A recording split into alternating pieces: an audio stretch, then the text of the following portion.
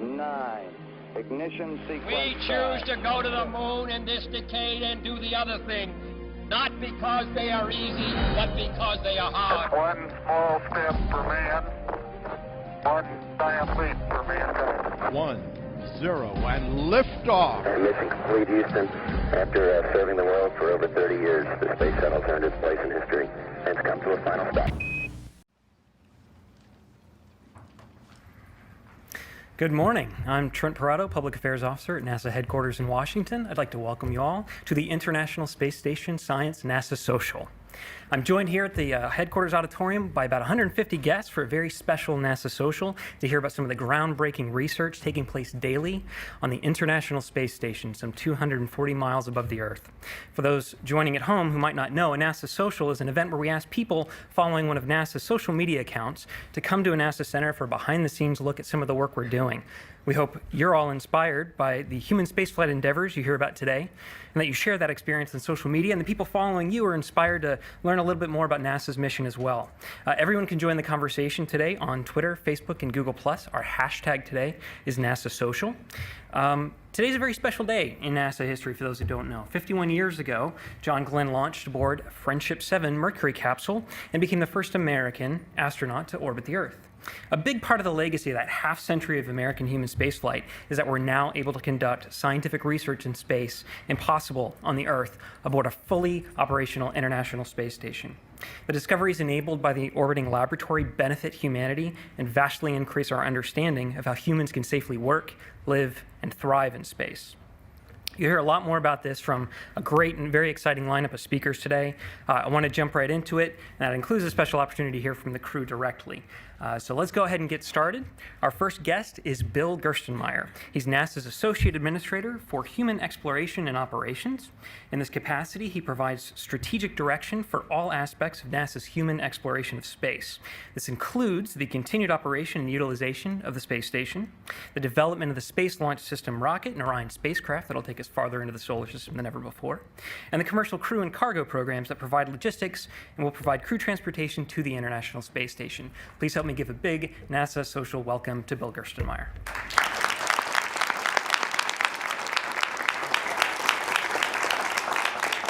Thanks, Trent. It's my pleasure to be here today and talk to you folks. What's the general plan here, Trent? Just going to ask for your slides. Okay. So if we can just go ahead and pull up a couple of my slides, we'll kind of go through some things. We'll keep it kind of informal, but since I'm from NASA, I have to have slides. So without slides, I'm not capable of talking or communicating to folks. So we'll throw a couple slides up and we'll talk to you a little bit about what's going on. If we could do that, hopefully. First slide behind you. We'll get it on Okay. Yeah, we'll get it. Okay. Okay. I can't see them behind me, but okay, there we go. We don't have it down here, but all right. Next slide. This is who you're going to be talking to. The crew is on board this wonderful facility you see in this picture. This is the International Space Station. It's about the size of a football field. You can look outside. There's a model outside the auditorium here. You can see how big it is in relationship to a football field and see what it is. It's an amazing research facility. And if you look at it, you know, the crew lives in that little center section in the middle, and then all that other stuff on the outside, the solar arrays, the radiators, and all those things, that's the infrastructure that supports this wonderful research facility. So if you think about it, you know, when you live at home and you get power and you turn on water, there's a huge infrastructure that supports all those things in your home. It's kind of the same thing here. Our research facility is supported by those large solar arrays and radiators and things on the outside.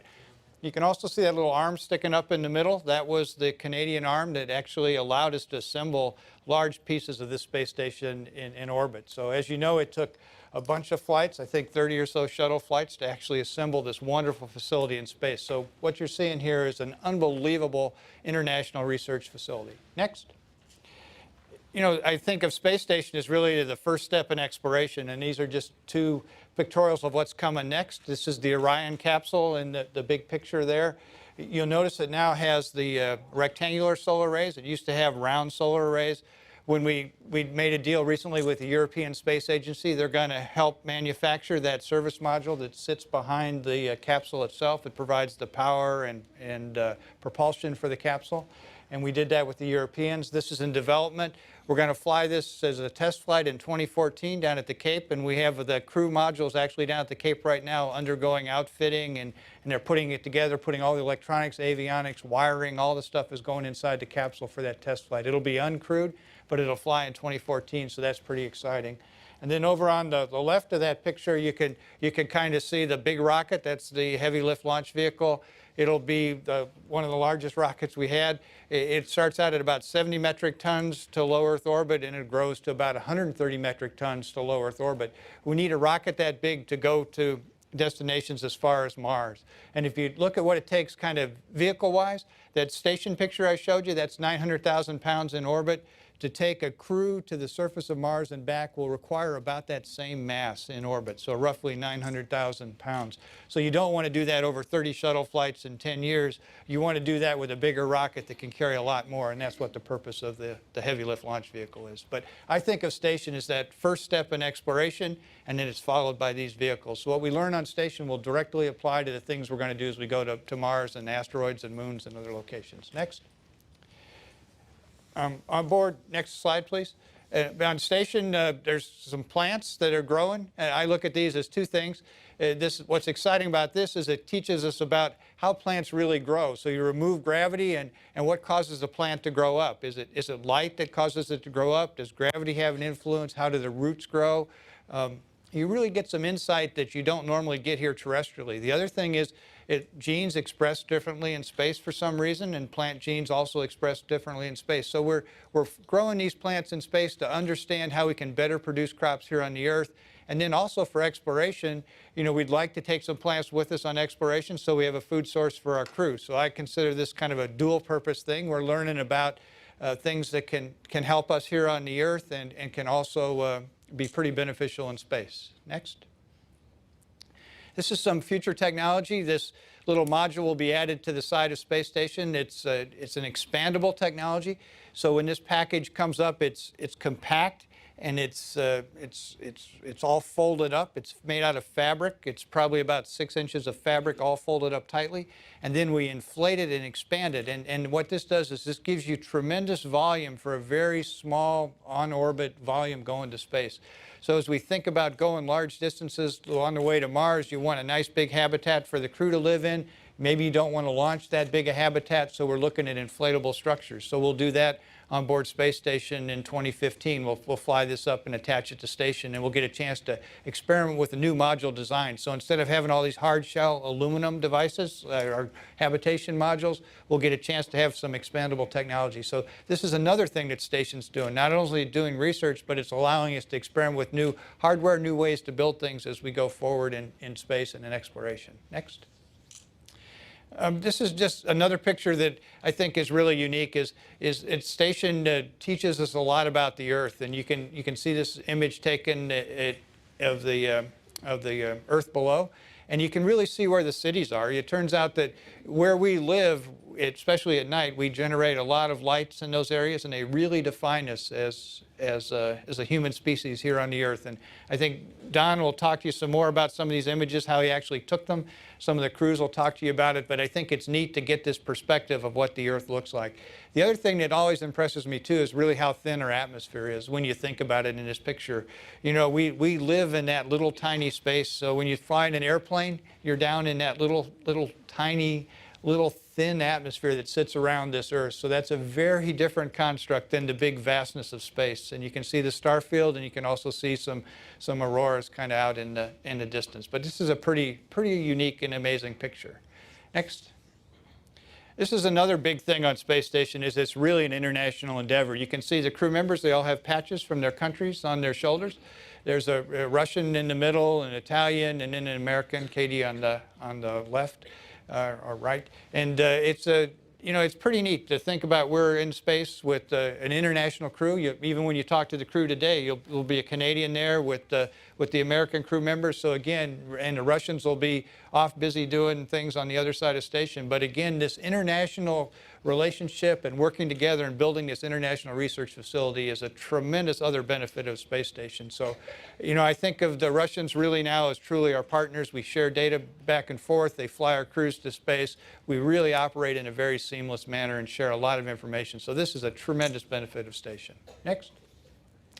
This is some of the commercial cargo capability that's coming up. This is the Dragon capsule. It's being captured by the arm. I think Don may have done this capture in this picture, so you can ask him about that, how it was to take the arm. I think he practiced for several days before. I happened to be in Houston and listened to him on air to ground, so you know, it's like a skater or an athlete. You see the big event and it looks really great when it occurs. You don't realize all that practice and all that homework that went the many days before. And Don was evidence to that. He'll tell you how much he practiced the day before along with the folks on the ground to make sure that when the big game day came, he was ready to go execute and grab the capsule in exactly the manner, and there would be no problems at all. And it worked out extremely well.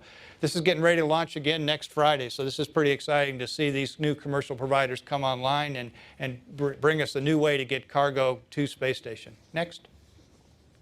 This is another provider that's coming online. They're down at Welt here in Virginia, pretty close to us. They have their rocket out on the launch pad. They're getting ready to do a hot fire test. They'll probably do the hot fire test this Friday or Saturday, and then the next week, as I said earlier, the Dragon capsule launches. So a pretty exciting time in cargo delivery. All these new vehicles are starting to launch to space. What's exciting is they have to fly more often than the shuttle did, so that allows us to get cargo and research back and forth from station a little faster than we did even with the shuttle. So there's some real advantages to these cargo providers.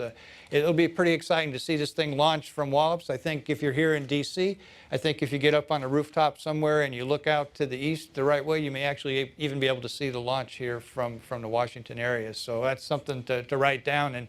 And maybe we'll see if this all works out, and then you get a chance to actually see a launch here from DC, which would be pretty special instead of going down to Florida. Next. Again, on the other side, this is the future for crew transportation. We're working on commercial crew transportation, buying services. These are the three contenders on I guess the left of your screen is the Boeing capsule.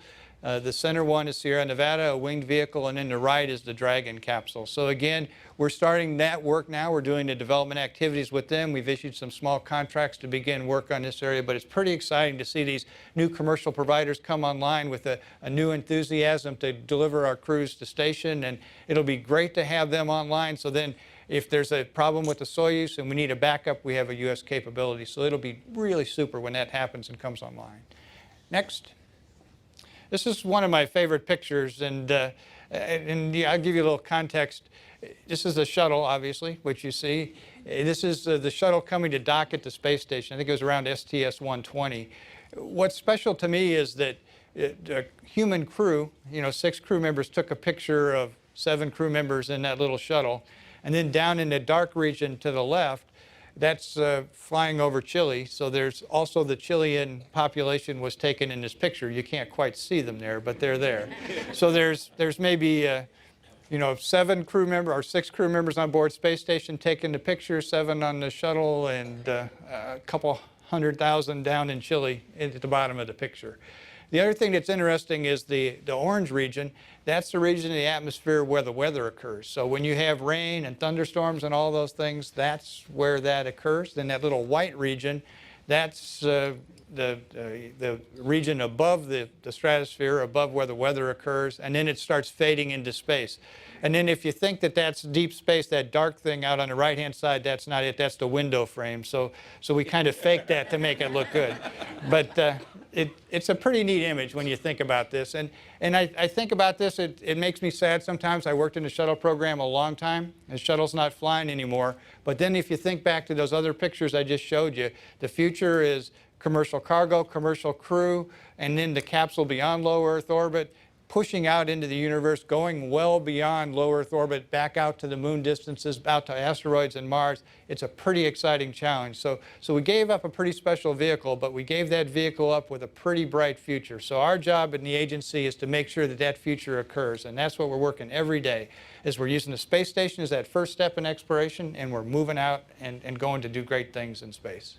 And then the last slide just gives you some web links and some things to go pull up some data. So That's all I wanted to talk to you about. So again, enjoy your time here. Thank you for all you do. You guys tweet in a unique way. You bring a unique aspect of our business. We sometimes get a little maybe down because I'm dealing with Congress and politicians and lawyers and other folks, but then to have folks that are enthusiastic, excited, want to know about science, can resonate with the cool stuff that's going on, then I get charged, and then I can go back over to the Hill. I can go talk to those lawyers and those staffers, and I'll give them heck. So I'm going to take your energy today, and when I go talk to Congress, it'll be your energy being delivered.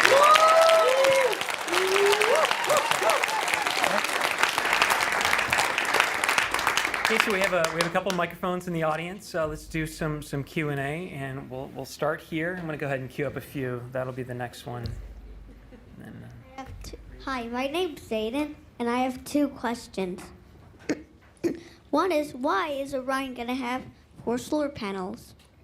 It's going to have 4 solar panels so it can generate electricity to keep all the computers and all the systems working so they can communicate and talk to the folks on the Earth, and can keep the life support system, keep oxygen generation working, remove carbon dioxide. So it's the power. It's the electricity that comes into your house comes from those 4 solar arrays. My second question is there a backup way instead of from Soyuz?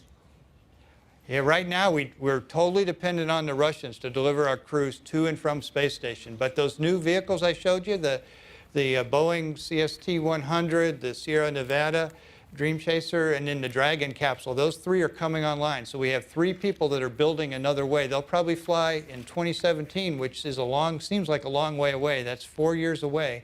But for a while, we'll be dependent upon the Russians to deliver our crews back and forth. And when we had the Columbia tragedy, the Russians helped us, and they kept us with the crew on board space station for that entire time by using the Soyuz. So we're not doing something totally different than we've done before, but we want to get another way to bring crew to station as soon as we can. I think we just met the future NASA administrator. Yes. I should have said this at the end. Please stand up when you ask your questions. We'll go ahead. Hi, I'm curious about the expandable capsule you were talking about. I was wondering how,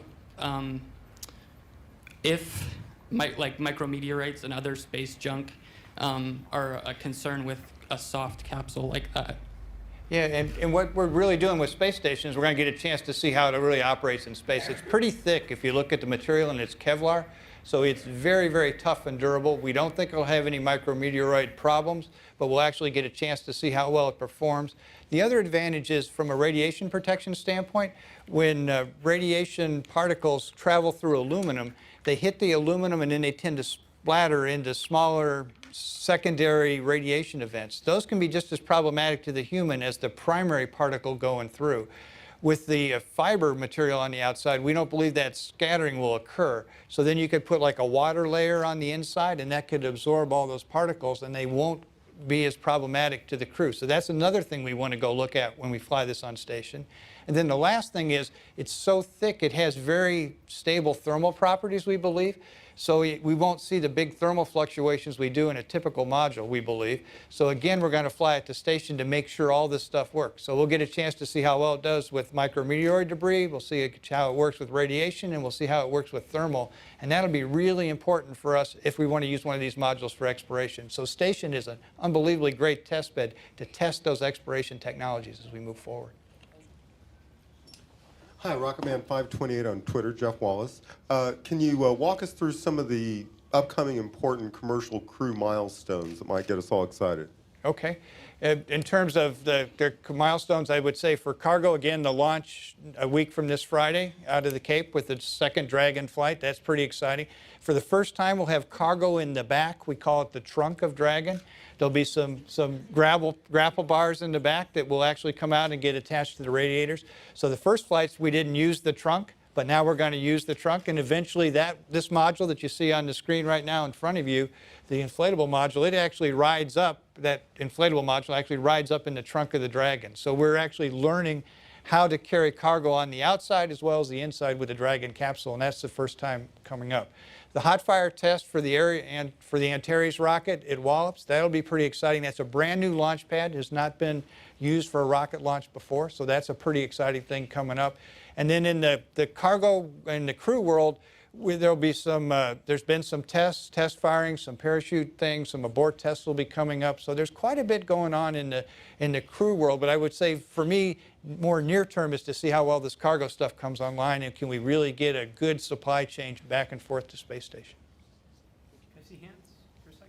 Questions? Okay, we'll take this one, then that one, and we'll do one more in the back. Go ahead. Yep, this one first. Hi, I was wondering if you could compare the size of the launch vehicle for your deep space, the Mars probes and everything, to the Saturn V, how big it was that launched the Apollo programs. Yeah, the SLS will actually be a little bit bigger than the Saturn V, and I don't remember exactly the dimensions, but it's a little bit bigger. We can actually get you probably a graphic that shows you the three rockets compared where we were with Shuttle, where we are with where we were with Saturn, and where we are with SLS. But it's a little bit bigger and has a little bit more launch capability than we did with Saturn. Okay, we'll do one in the back here. Hi, you mentioned that we would be going to asteroids and Mars with manned crews. What's the advantage of having a manned crew visit Mars versus just a probe? Well, I ought to ask you guys. What do you think the advantage is of having a crew there, right? Would you rather be out on the street and watch this on video, or would you rather come in here and actually participate and interact, right? I think there's a real advantage of the human being there, because the human can react pretty much in real time. If you look what the rover's doing on Mars, you know, it's pretty exciting. You know, you can see the two holes that got drilled in the rocks that are pretty exciting. But then if you look what the Apollo crews did in just one sortie across the moon with their prospecting and looking and being able to find rocks, the human has this unique ability to analyze a situation that wasn't pre-programmed and find things in a different way. You even see it on our experiments on station. You know, sometimes something doesn't work exactly the way the experimenter planned, and the computer would have a real hard time dealing with that, but having the human presence there can adapt to that. So I think there's a right mix between both. I don't think it's right to do all human exploration, and it's not right to do all robotic exploration. It's that right mix between the two, and we're still trying to exactly find that right mix. But we've got 2 robots on board Space Station, at least, that are doing pretty exciting things. We have Robonaut on the inside. He has hands like you and I do, and we're looking at actually throwing switches, and he holds up a fan to measure the velocity through the air ducts to make sure that all the filters are clean. We've got a robot on the outside called Dexter. It's like a machine robot, like you'd see probably in an auto assembly factory. It's out there. We've done some refueling things where we went to a mock-up of the outside of a spacecraft. We actually removed a cover, pulled a blanket off, removed a fueling cap, and hooked up a refueling coupling to actually demonstrate propellant flow into that. So there's a nice mix between the robot and the human. So you see it in underwater experiments with ROVs and other things.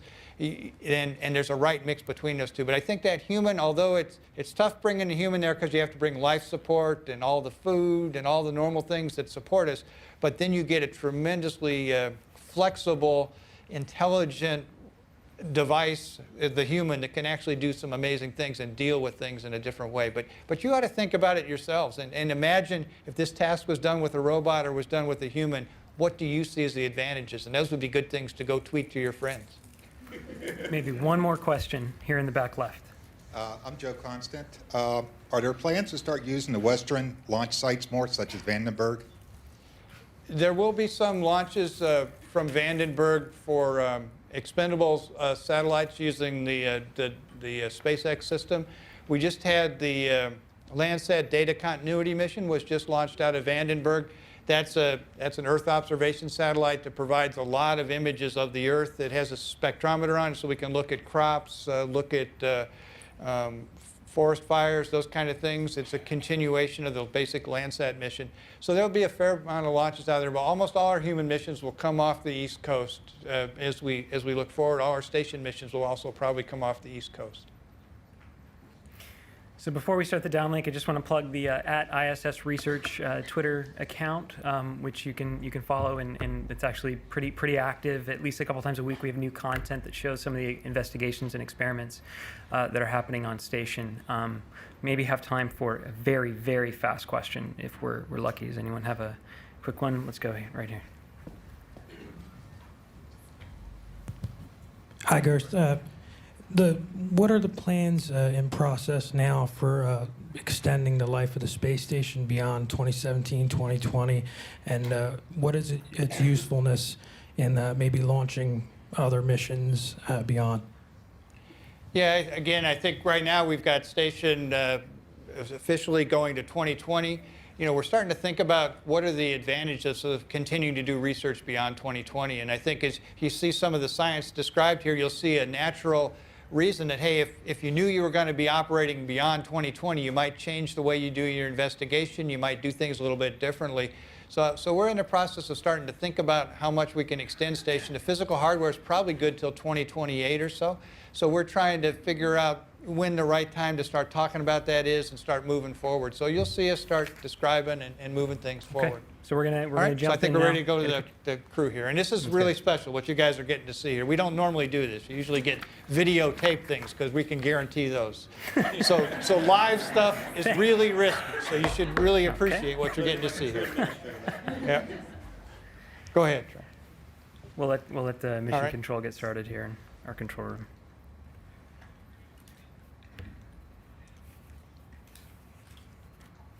You guys getting audio?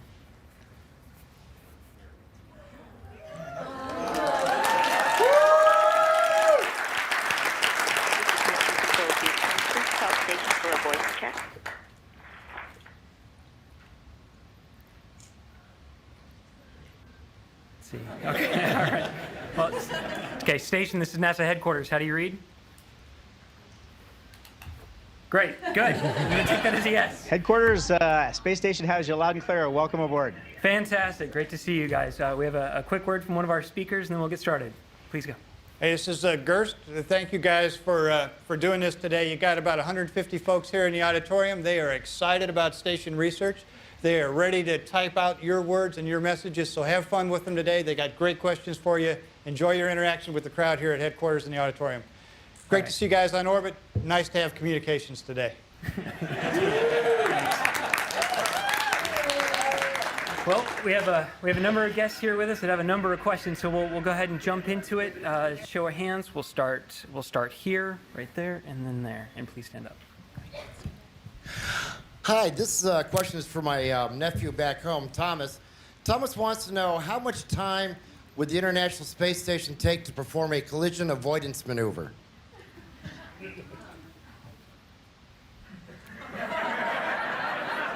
Well, you know, used to be that we really had to do a lot of tracking and get ready for these things, and we have this new plan on board where we have a pre-programmed collision avoidance maneuver. What collision avoidance maneuvers essentially do are change the orbital altitude so that we can get more separation between us and the object when it comes through our orbit. So it's just usually a reboost is what we're going to do, and we're down to being able to execute these things in about 6 hours or 7 hours now with enough warning. So that's really a pretty quick response. There are pre-programmed plans on board to do it, and that's really a great degree of safety that we've added just in the last increment. So it's new, and we like that.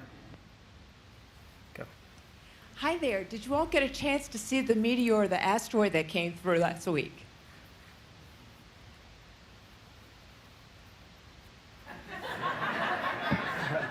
We were pretty excited to read about that, just like everybody on Earth. And so we thought since we're a little bit closer, we'd try and see it. But we're not that much closer. I actually set up a camera in the window that was that our guys in Mission Control told us would be the one with the best view. But even they said it's going to be really faint. But I set up a camera on a time lapse, hoping that we could see the streak of the asteroid going by across the stars. But it was like less than a pixel. We just don't have enough magnification for the cameras on board. So we were looking, but we didn't see it from here. No, unfortunately. Hi. If a major climate event were ever to break out back on Earth, like a hurricane or a volcanic eruption, would NASA ever call on the astronauts to play a part in taking pictures or doing data collection?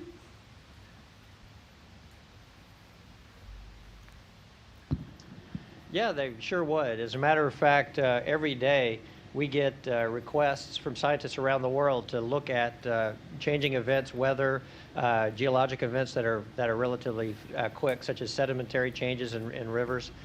We get called on to look at those all the time.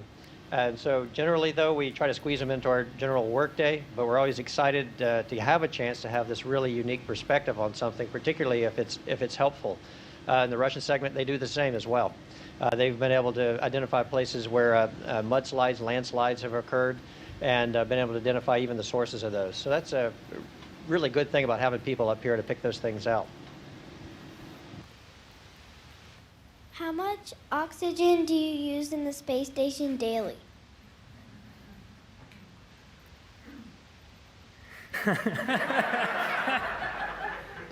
That's a really good question. I'm not sure we have the answer to.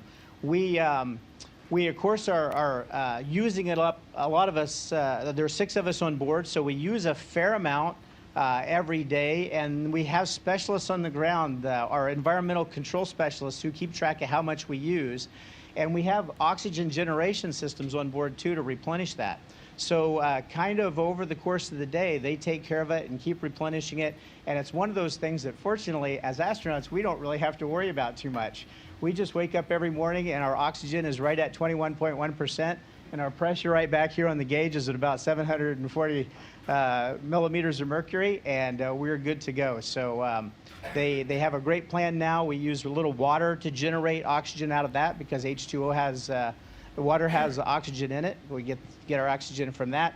And then we do have some reserve tanks on board if we need them. So that's a great question. I have some homework to do on that one. That's good. Okay, I just wanted to thank you guys for this amazing opportunity. Looking at ISS research, what is the most significant discovery you've made with experiments that you did not intend to discover?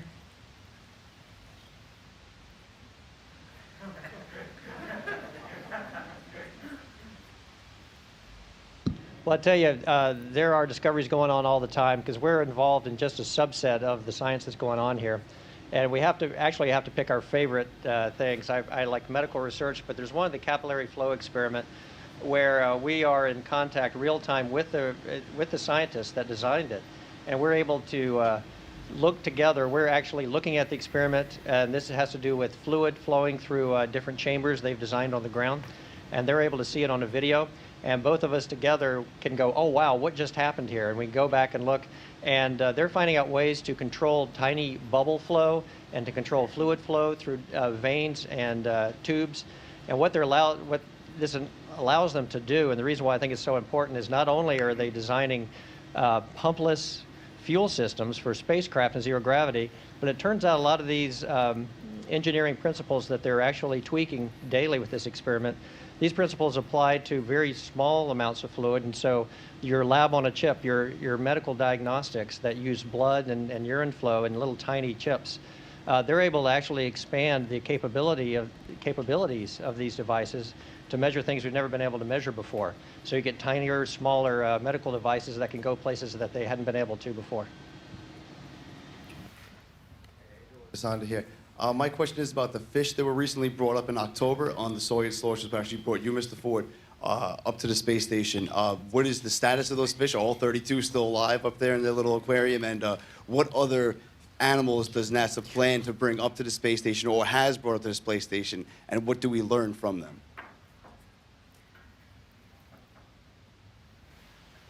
Well, that's a great question. I'm not sure you're going to love the answer, but it's a good one anyway for science. We brought up 32 fish with us on Soyuz 32S. Some of them have already gone home, and the rest of them are in a freezer already. What we did with those fish was during phases of their lifetime and their duration on space station, just like us, they have bones that create and destroy, well, they have a system that creates and destroys bone, the osteoclasts and osteoblasts, just like mammals have. And since we're mammals, this is very relevant to the bone loss and bone production that we have as humans. What we have on space station is very different. It's more like bed rest patients. So by looking at these fish in the zero gravity environment, they were able to see the mechanisms with which their bone is created and destroyed. And that was a very important thing. But what we had to do then is fix these fish at various stages in their development. So it was a very humane way of doing it, but we took the fish out. We actually pulled them out of the aquarium, some of them immediately after we arrived on board, and some of them months later. And then these fish will go home as samples for the scientists to study. So these fish gave their life for science. Most of them will go home again with us on Soyuz 32S, and we are very much looking forward to the results. Could be really significant findings to help out with things like osteoporosis in elderly people. And of course, astronauts too in the zero gravity environment. So a very important study. So you guys went up there very fit. How does it feel as your body changes during weightlessness? And when do you think fat people will be able to go to space?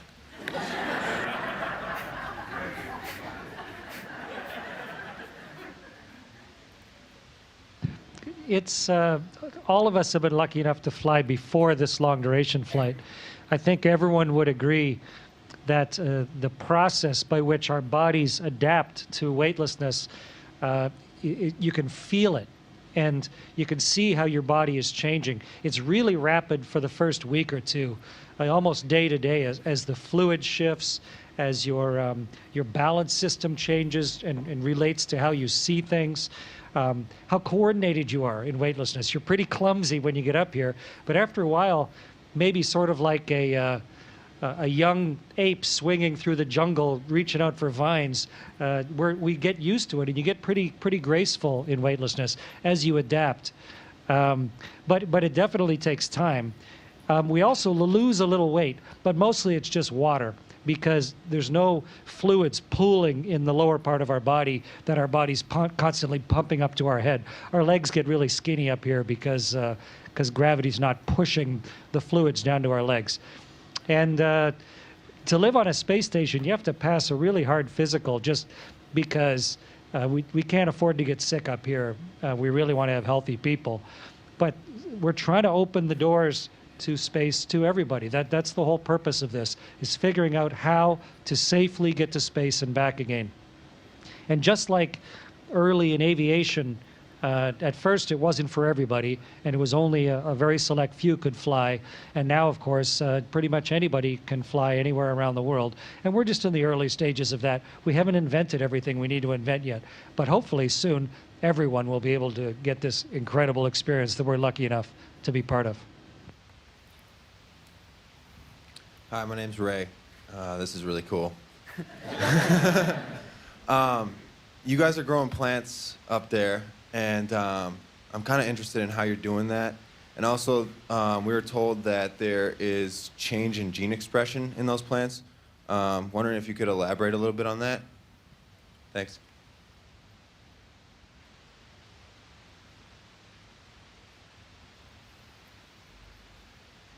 For sure. We have grown plants up here in the Mir Space Station and here on the ISS. Not aware of one going on currently while we're on board. But while I'm not aware of the results of those plants have come back, and cuts from them have come back. And I'm not aware of the results of the gene expression on those. But some studies have shown that it's really fascinating. The plants have a way of extending their roots and doing it very well without gravity. So gravity does not seem to be a factor in that. Not only that, but you can see gene expression pretty quickly, just like in mammals. Just within even minutes with a new environment, you can start to see changes in gene expression. So, and how they do it, that's the fascinating thing. I wish I knew more about it, because it's quite an engineering problem to supply all the nutrients to the plants, get rid of all the waste products that you need to, and still have healthy, viable plants. We got a lot of smart people that are able to work that out. Hey guys, how are you out in space? It's nice here. How much time do you have off the clock, so to speak, to do personal experiments, draw, sketch, personal fulfilling things?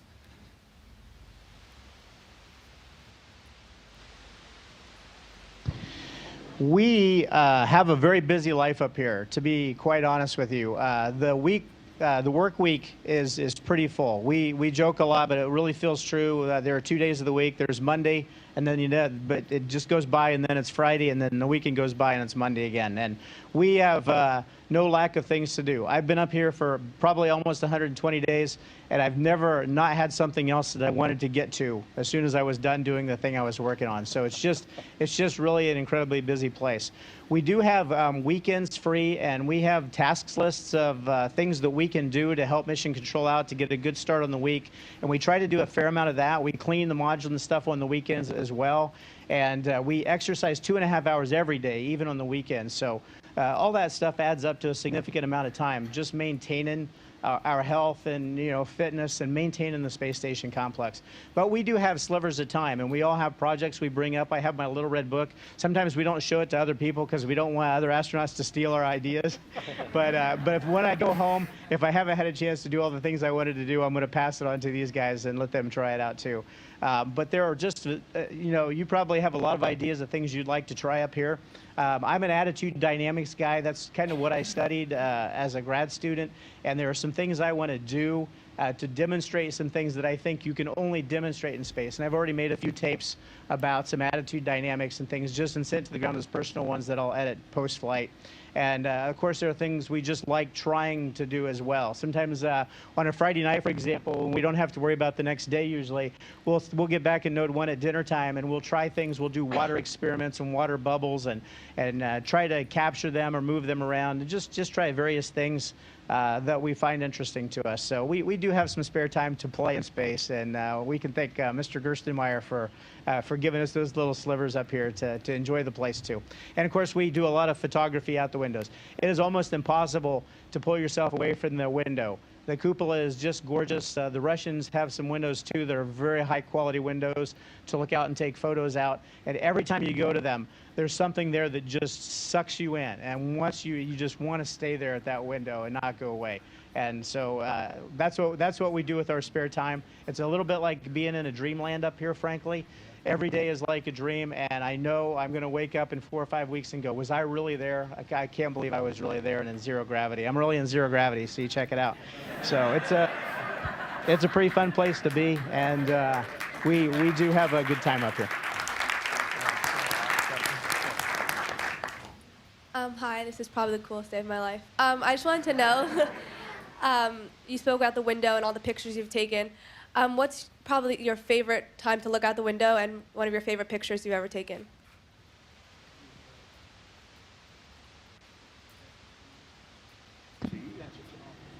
I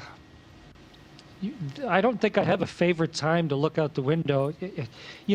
I was at the window with Tom the other day, and it occurred to me my favorite time as a crew is when two of us are looking out the window, because it's as if the two of you are almost looking at a miracle together. It's just so brain-stoppingly beautiful to come out of this, what looks like kind of an austere hospital-like laboratory, and suddenly you poke your heads into this little room, and there's the whole world just pouring by underneath you, and it's been there the whole time. And we only get a little bit of time every day that we can go steal and spend time there. But to be able to share that is magnificent.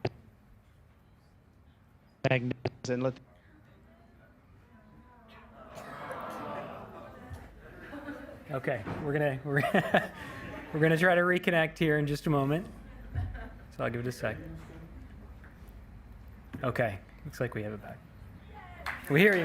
Go, go, go. All right, let's go ahead and take last question. Okay, go ahead. How do you use math in space?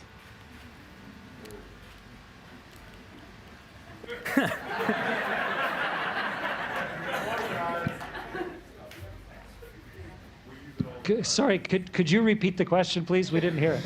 How do you use math in space?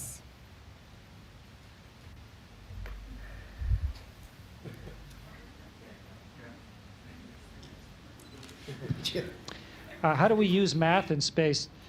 Gosh, we use it all the time. We use it for simple stuff. We grow when we come to space. So we actually have a place on the wall over here where we measure how much we grew, because our backbones stretch a little bit. We don't really grow, we just stretch because gravity's not squishing us. But we measure how tall we are.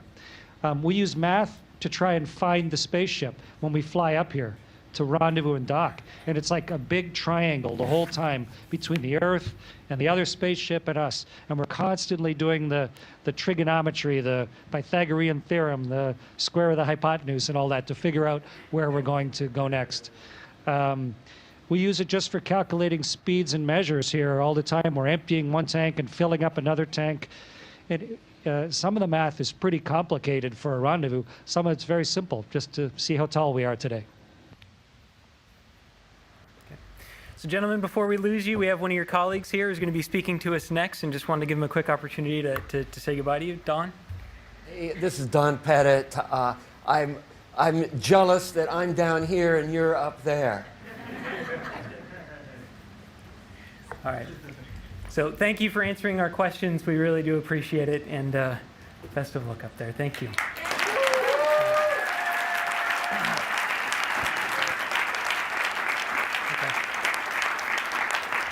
Well, thanks. It's great to hear Don's voice on the ground too.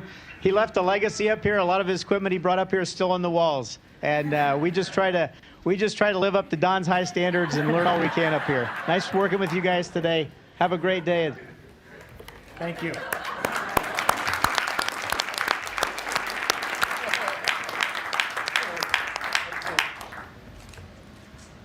Station, this is Houston ACR. Thank you. That concludes the event. Sounds good.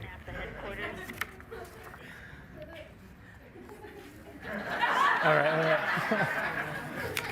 Gonna go ahead and introduce Don while the guys have fun. All right, sounds good.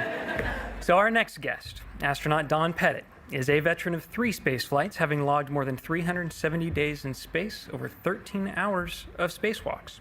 He was selected as an astronaut by NASA in 1996. He lived aboard the International Space Station for 5.5 months during Expedition 6, was a member of the STS-126 mission of the Space Shuttle Endeavour, and again lived aboard the station for 6.5 months as part of the Expedition 30 and 31 crew. For those of you who didn't see him perhaps catch the first SpaceX Dragon that resupplied the space station back in May, you may recognize him, for those of you who have Angry Birds Space on your smartphone. When you click on the International Space Station logo, it's a video of Don that pops up teaching you about microgravity. So please help me give a warm NASA social welcome to astronaut Dr. Don Pettit.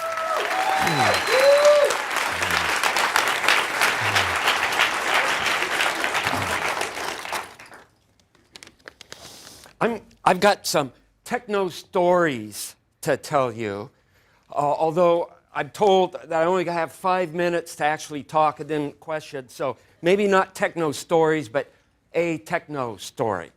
So could I get the first slide? And it has to do with one of my favorite pastimes, and that's drinking coffee. Okay, next slide. There. Okay. So you can imagine if you have a glass, and like a coffee mug or something like that, it just doesn't work in a weightless environment. The coffee stays in the bottom, has a hemispherical concaved surface, and it just stays in the bottom of the cup. And you tip it up and it still stays there, it won't pour out. And then when you move the cup, the surface tension isn't strong enough to actually hold it in there, and it'll splash out and make a big mess. So not only can you not drink it, but you end up making a big mess. So the engineers at NASA have come up with a really cool way to have your coffee. It's called a drink bag. And this is Kona coffee, one of my favorites. If I had a straw and a way to inject water in it, I'd probably be drinking it in front of you right now. But there's a little bit of instant coffee in here. You squirt hot water into this thing, put in a little straw, and you can suck your coffee from a bag, just like all you kids do with those little juice boxes. And I'm not sure which came first, the juice box or the NASA drink beverage bag. But anyway, it's kind of a gauche way to drink your fluids, but it's a perfectly fine engineering way to get your beverages when you're in a weightless environment. And so here you see a picture where I've got a bag, a Kona coffee, just like this, and above me there is our beverage machine. I call it the galley.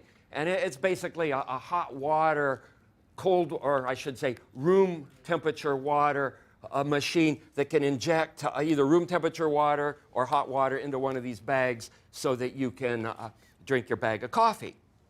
Now, when you leave Earth, you are leaving the zone of water. We talk about water shortages here on Earth, and really on the planet, there is no such thing as a shortage of water. There may be a shortage of potable water in certain locations. There may be a shortage of water you could use for irrigation in certain locations. But on a planetary scale, there is no shortage of water. And you don't really know the meaning of a desert until you leave the planet. And then you find out what it means to not have a bunch of water with you. And so, human beings liking to drink their coffee, we need to have a source of water. So there's our galley machine, which squirts out all this nice, clean, potable water, either room temperature or cold, or room temperature or hot. But where does the water come from that runs that machine? Next slide, please. Well, it comes from some refrigerator, upright freezer chest kind of size pieces of equipment. And this is one of those pieces of equipment, a picture taken inside. And here you have all kinds of pumps and filters and things like that, which can help purify the water so that it's fit to drink. But where does the water come from that goes into this machine? Next slide, please. It comes from this machine. At this machine, it's a still. Now, it's not a moonshine still. We refer to it, even though in space there's moonshine, right? But it's not the kind of moonshine you're thinking of. It's real moonshine, and this is not just a still. We call it a distillation unit. And it's a lot like distillation on the ground, but distillation involves bubbles and vapor and liquids and separation, and it's all due to gravitational buoyancy forces. So in order to distill something in a weightless environment, you have to have rotating machinery, which creates an angular acceleration, which is a fancy way it makes its own gravity, and then vapor and liquid and droplets in gas and things like that can separate out, and you can run a distillation outfit in a weightless environment. And this is our machine for doing that. When it flew up, it actually came up on STS-126. We brought it up on our space shuttle. It was serial number 001. And it ran for a couple of days, and then it broke. And we actually flew it back down with us on STS-126. And then the NASA engineers sharpened their pencils. They figured out what the issue was. We flew it back up. And we've had some wiggles with this piece of equipment. It's a complicated piece of equipment. It's serial number 001. But we've got the bugs worked out. And this thing has been running for years now as a distillation outfit, making water that goes into the filter system, which then goes into our galley, which ends up making coffee for us in the morning. So where does the water come from that goes into this distillation outfit? Next slide, please. It comes... Now you see, it takes technology for human beings to go into frontiers these days. Used to be, if you wanted to go to a frontier, you just walk west. If you had a horse, you could ride the horse, and you just figure out what to do when you went there. Nowadays, frontiers are bottom of the ocean, a high altitude flight or high altitude mountains, going into space, under the stage of a microscope, through the eyepiece of a telescope. These are the frontiers now that human beings can explore, and it takes equipment to go on these frontiers. And it takes equipment because we're going places that human beings were not meant to be. And the only way we can go there is to take pieces of equipment that provide us aid so that we can live there. And to make this equipment, it takes engineering, and you need to have a little bit of math to do the engineering. You need to have the science that goes behind all of that. So that way you can have all this equipment that will allow you to live in these frontiers, which is why I tell students that in order to do what I do for a living, you need to know math, you need to know science, you need to know engineering, because you have to take care of the machines that allows you to live in the environment that you're in, and this frontier happens to be space. So anyway, this menagerie of tubes and pumps and separators, this is in this piece of equipment, and it separates liquid from gas. So there's a fan there that sucks in a lot of air. There's liquid in the air, and this machine separates the liquid from the gas, and then it shoots the liquid into that distillation outfit that you saw. So where does the water come from that goes into this air-gas separator? Any ideas? Next slide, we'll see. Now this is not our galley, this is our toilet. And what I've been describing here is what we refer to as a regenerative life support system. Because remember, we're going off into this desert, not just a desert here on Earth, but the desert of space, where you can't even find water. So you got to take the water that you already got with you, and you got to figure out how to separate out the nasty stuff from the good stuff, and then you recycle the good stuff. And we call that our potable water. And you can see here, this is part of our zero gravity space toilet. And that funnel thing, that bright yellow thing, collects the urine. Now, when I took this picture, I sent it down to my family, and I told my boys, this is a sunflower. And I got an email back, and they said, no, this is not a sunflower. It's a peony. So someone asked about plants in space. Well, this is a different kind of plant. So again, what I've showed here is our regenerative life support system, part of it, where we start off with urine, goes into air urine separator. The urine goes into this fractional distillation equipment. The bad stuff goes in one container. The good stuff goes in another direction, goes through a bunch of filters into the galley, and then you can make a bag of coffee with it. And the NASA engineers call this regenerative life support system, but that doesn't, to me, connote what it really does. I like to refer to it as the coffee machine. Because it can take yesterday's coffee and turn it into today's coffee.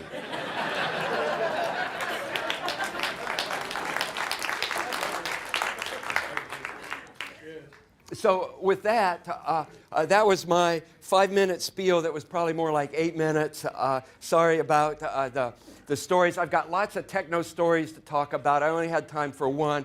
Let's open it up for questions, and maybe the questions will let me go into another story or two. Yeah, Don, you want to call him? Yes, there's a fellow right there with his hand up. Ask me a question. Hi, my name's Aiden, and I have a question. What are they growing on the ISS right now? What are they growing on the ISS right now? Well, we have experiments where we grow things, and I think right now they're in between plant growth experiments. When I was there, I was growing some garden vegetables. I grew zucchinis and sunflowers and broccoli, and I actually started to write a little dialogue, a little blog called Diary of a Space Zucchini. And then one of my colleagues made a Twitter account for Space Zucchini. And the last time I checked, Space Zucchini had more followers than I did. So that was what was going on during Expedition 3031 when I was on Space Station. However, there are always clandestine growth experiments on Space Station because we have trouble with molds and smuts and things like that, which is one of the things we do on Saturday is we get out our little cleaning agent and we clean up all the little powdery mildew stains and the little green algae stuff growing on the side and things like that, because just like here on Earth, you will have all these kind of unintentional and unwanted things that grow in your house, and we all have to work to keep these things cleaned up. Okay, next question. Could you maybe just talk about maybe the physical rehab that you have to do coming back to Earth and how you get used to Earth's gravity again after being in space so long. Okay, physical rehab. Coming back to Earth is more provocative than going from Earth into an orbital environment, most definitely.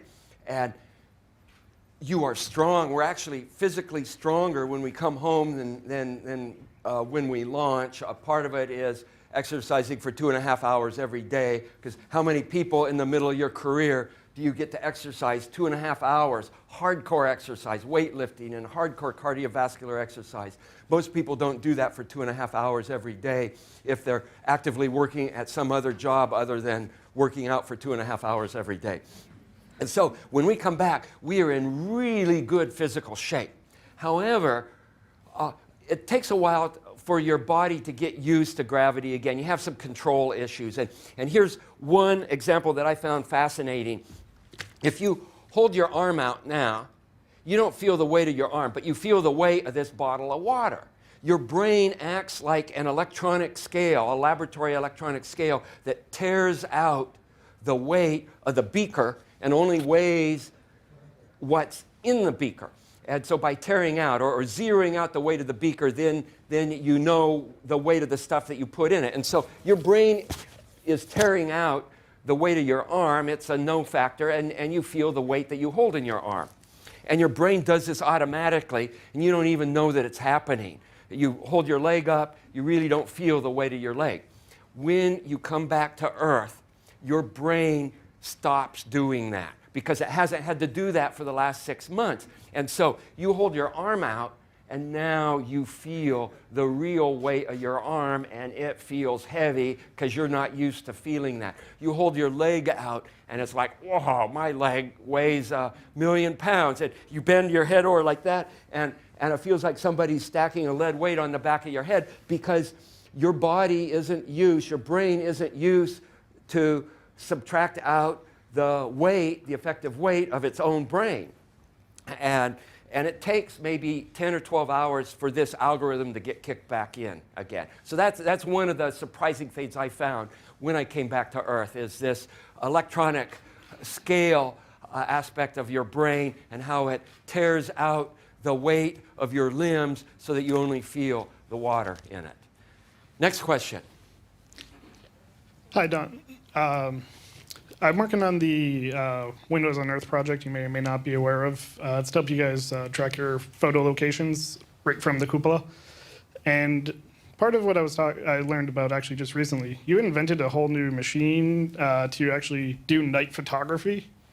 And I think it'd be pretty amazing to see kind of how you had to go through that process. Okay, this was the tracking machine that I made on Expedition 6 out of junk and spare parts found on station. And the orbital motion is pretty fast. And if you take a picture with cameras that were state-of-the-art at that time of Earth at nighttime, you would just have blurry streaks, just because the exposures were around 0.5 to 1.5 seconds. And there's enough orbital motion during that time to make everything just blurry. And so I cobbled up this machine out of junk that would compensate for the orbital motion so that you could stay on target for maybe 2 seconds and you could get a couple of pictures off without having the orbital motion make it blurry. And central to this machine was a long threaded bolt that I found on the Russian Progress space vehicle. And since that vehicle ends up burning up in the atmosphere, I figured that they wouldn't miss just one bolt. Right? So I lifted this bolt from the Progress vehicle, nice bolt about yay long, and then I could turn that with one of our drill drivers, and it would push against the platform and precisely move the camera mechanism because of the threaded bolt pushing against the platform, so that way you could compensate for the orbital motion. It was all done manually. And it allowed a whole series of pictures, thousands of pictures taken all over Earth of cities at night. Now, fast forward to around 2010, cameras have improved so much now that you can take pretty decent pictures of Earth at night without having to use this mechanism. And the European Space Agency, ESA, made a really nice computer version of this mechanism that you can dial in your orbital altitude, things like that, and it will automatically compensate for your orbital motion. You can mount a camera to it, and they call that the night pod. And that actually flew up with Andrei Kuiper's, Oleg Kononenko, and I when we launched in our Soyuz for the beginning of Expedition 30.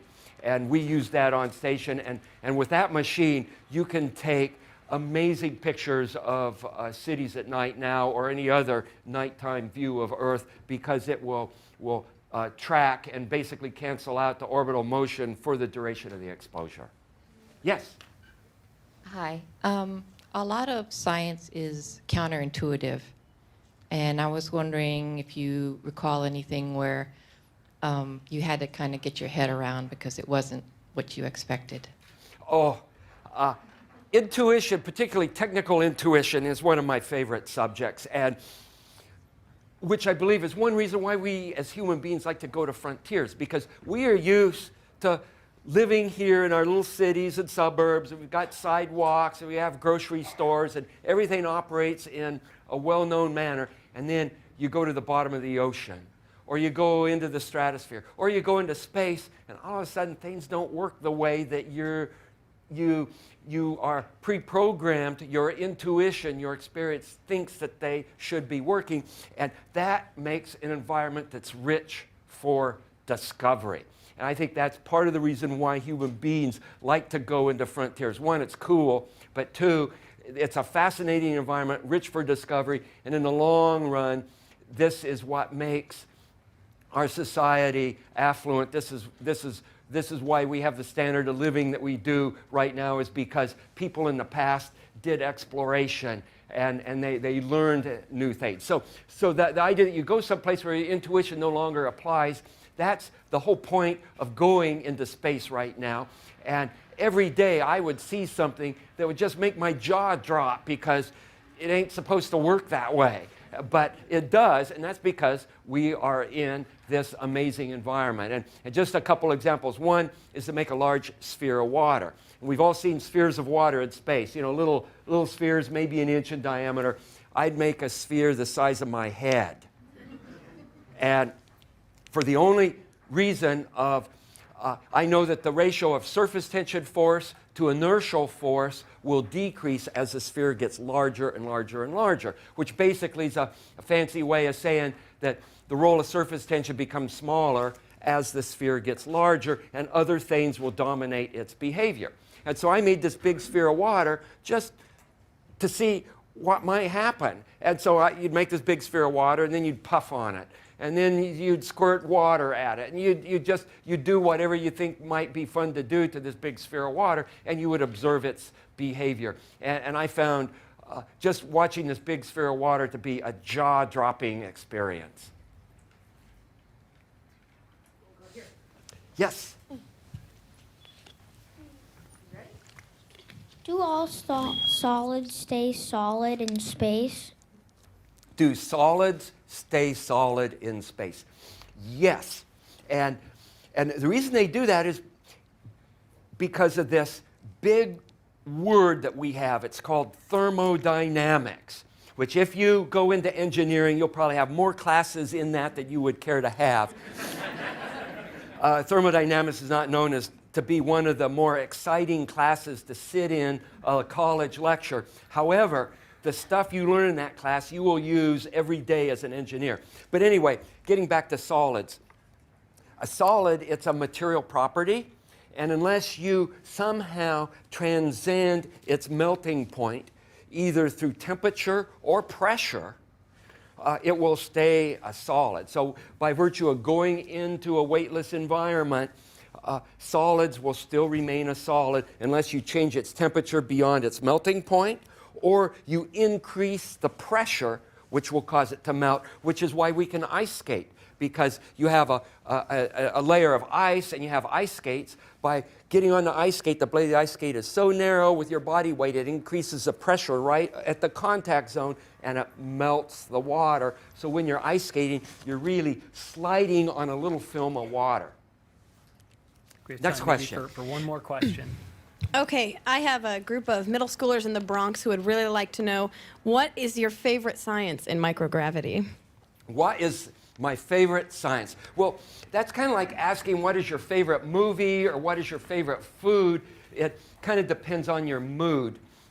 Right now, one of the favorite things that I did on Expedition 30, and this is off-duty science of opportunity pastimes, and that was figuring out how to raise plants without having a formal science experiment out of it, without having a big incubator, terrarium with power and all this stuff, but just the equivalent of a potted plant in the corner of the room that you dribble a little water on every day, and the sole purpose is just so you have a little bit of greenery to look at, because we're human beings and we're living in this machine environment, and it's nice to have something other than your crewmates that are living examples of what it was like to be on Earth.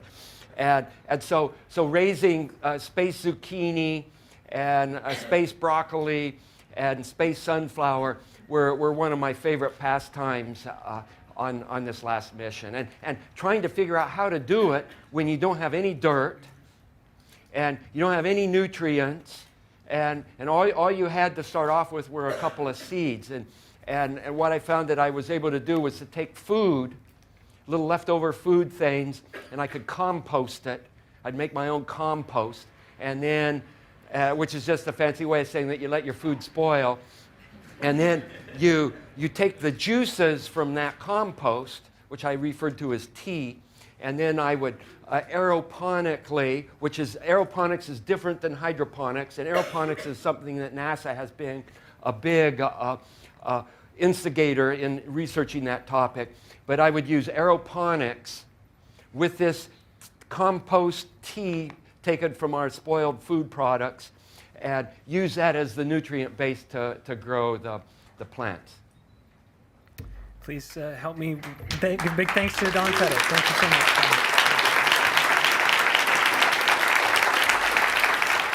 Appreciate it. Thank you. Okay, our next guest is going to help us better understand some of the really staggering number of parallel investigations happening on station at all times, and the benefits in particular that we get from that research. Dr. Tara Raleigh is Associate International Space Station Program Scientist from NASA's Johnson Space Center in Houston. In this capacity, she represents all aspects of NASA science on the space station. This includes coordination of experiments with scientists and international partners and communicating information about the experiments and results to the public. She's also an aquanaut, for those that don't know, having served as an engineer on one of the NASA Extreme Environment Mission Operations crews, Nemo 6 to be exact, where she lived and conducted research in an underwater habitat as an analog for space exploration. Please help me welcome Dr. Tara Raleigh.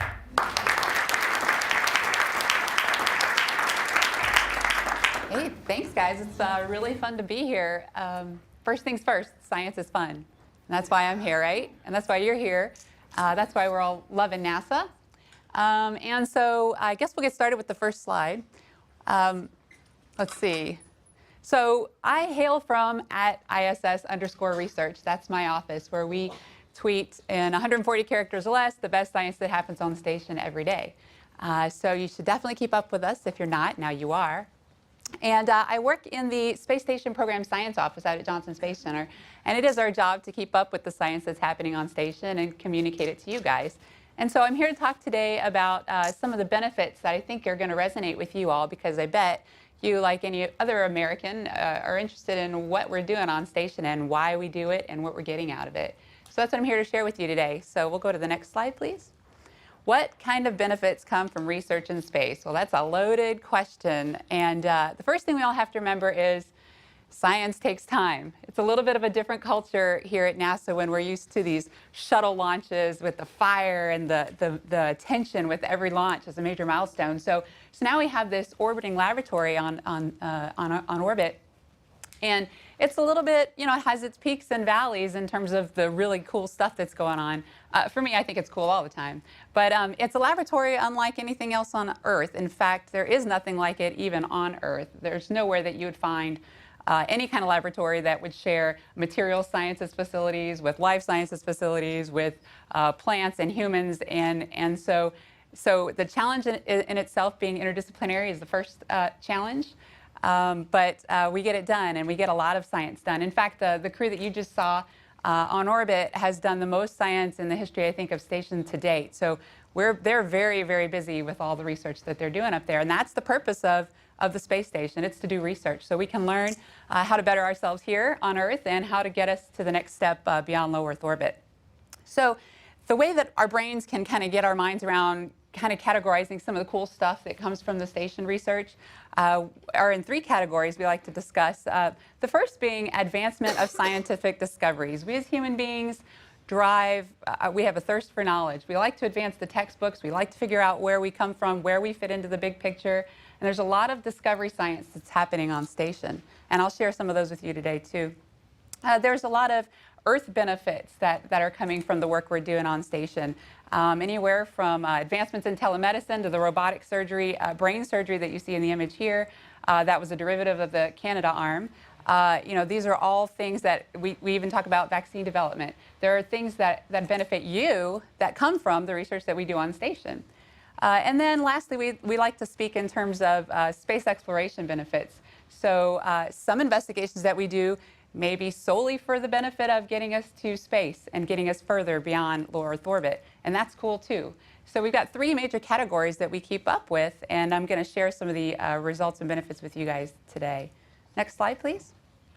So what are we doing on ISS today? The first thing I want to share with you is the staggering number of investigations that are happening in a 6-month period. So when you see investigation 33, 34, that spans about 6 months. That's the increment, and that's what these guys here on orbit, we're in increment 34 right now, or expedition 34. I had no idea when I came to work for the space station program 4 years ago that we were doing this many investigations. In fact, we weren't. We've ramped up in the last 4 years, but at any one given 6-month period, this crew is doing about 165 different investigations. And it doesn't mean that they're all doing them hands-on. Some of these are automated. Some of these are controlled from the ground. Some of these just kind of run in the background. But at any rate, they represent, that crew up there of 6, represent about 400 scientists on the ground. So it's a staggering amount of data that's coming back supporting scientists around the world. And we do investigations across all disciplines that you can think of, anything that would be affected by gravity or that you need Earth or space components to see can be done on station. And we also have, not only is it multidisciplinary, but we do it for we have different goals, right? So you probably heard of the National Lab component, which allows anyone other than NASA to have access to the space station as the unique platform that it is to drive the science that's happening. And the real goal of the National Laboratory effort is purposefully Earth benefits. And so now anything we do here at NASA, most of the funding is for human exploration. We'll get Earth benefits from that too, but the primary goal is to drive exploration. And so in terms of Earth benefits, there's a whole lot being done in bio and biotech that spreads across both Earth and space exploration. There's a whole lot of human research being done in the exploration realm because, let's face it, you've heard a little bit today and you'll hear from Marshall Porterfield next. The human body has a lot of challenges to overcome before we get to low Earth orbit because a lot happens to the body to get beyond low Earth orbit. A lot happens to the body just in low Earth orbit. We do a lot of physical sciences. We do a lot of tech demos, tech demonstrations, as you heard from Mr. Gerstenmaier, Robonaut, the Bigelow device or module that's going up, human robotic interactions controlling from the ground, communication delay scenarios, advanced ECLIS systems. All those you want to send up to space station to use that space station as the technology test bed that's going to drive us to go to the next step. Astrophysics, anybody here familiar with the alpha magnetic spectrometer? That's the celebrity, but there are more on orbit as well.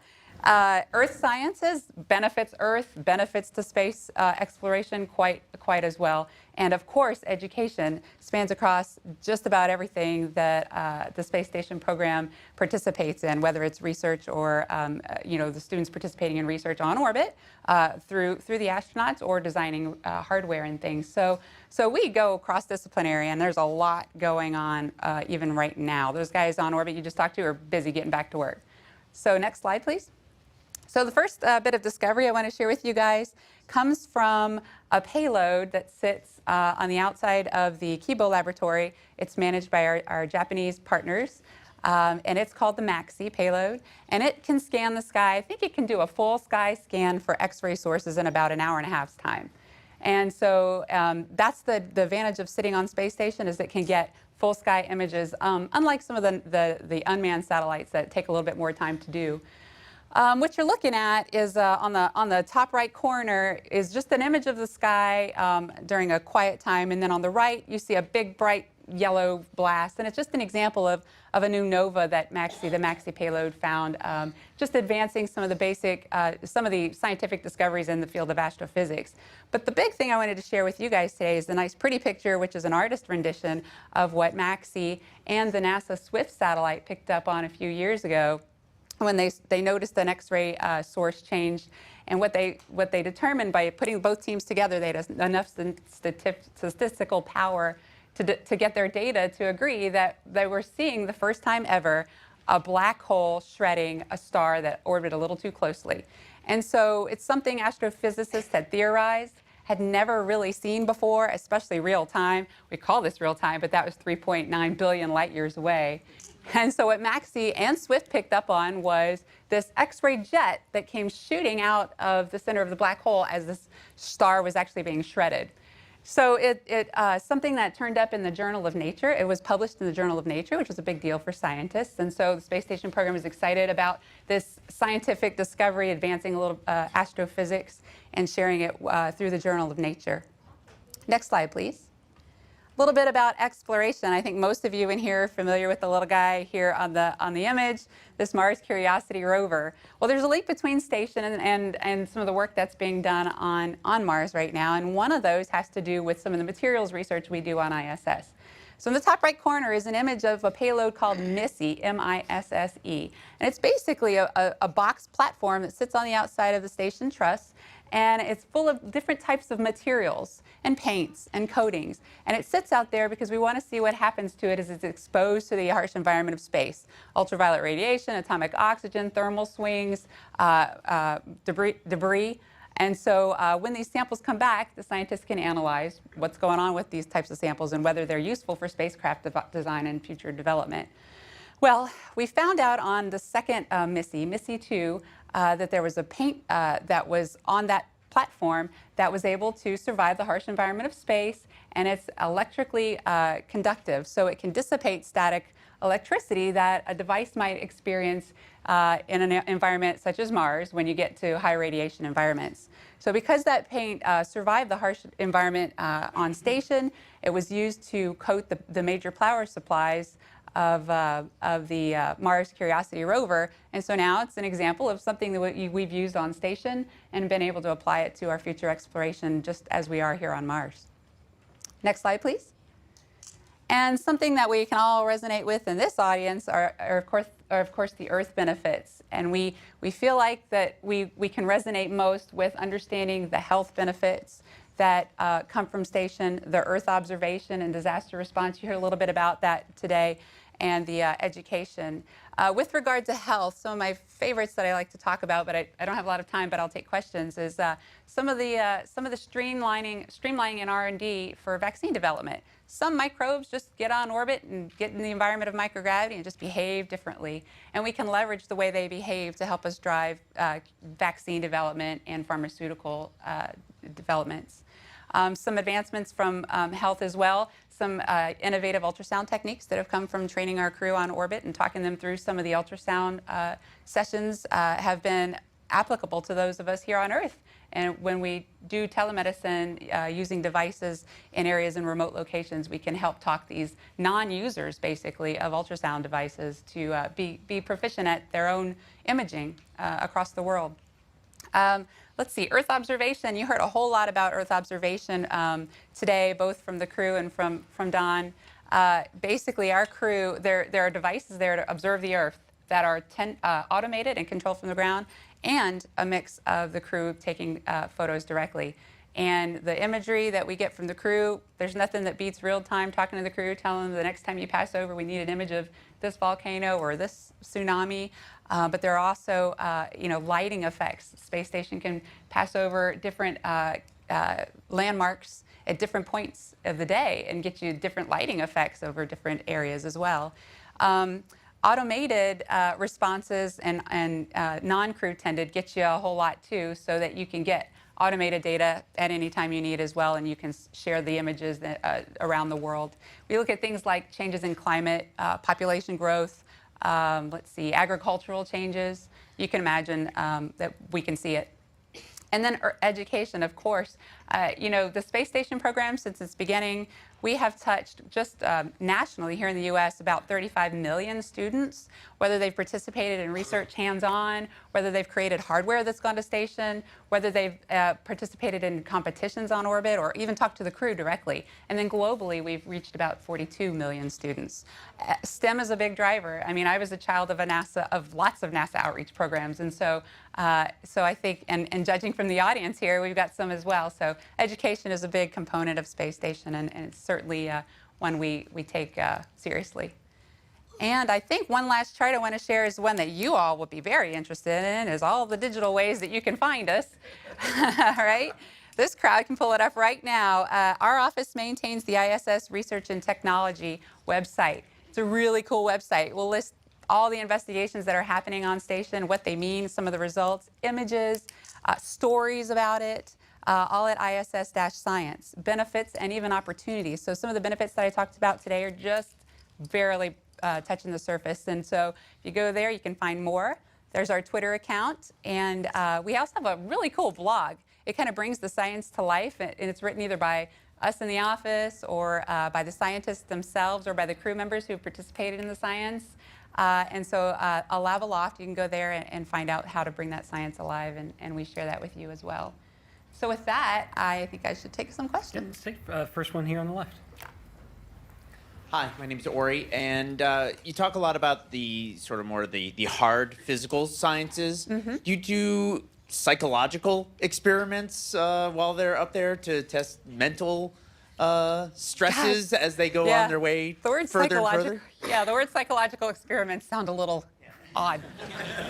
But they do. The crew participates in writing up journals. There are investigations that study cognitive function and things like effects of sleep loss on work and on fatigue and work.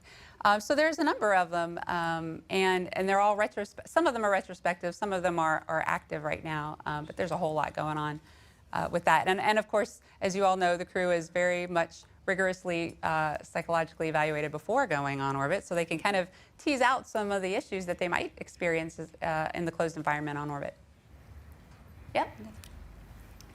My name is Lucy Williams, and in the context of using the ISS as a technology testbed, I was curious as to any 3D printing in space experiments that are happening. Yeah, we are evaluating that. Also related to basically the inflatable module mentioned before and cargo supply ships. Yeah, that's a really good question.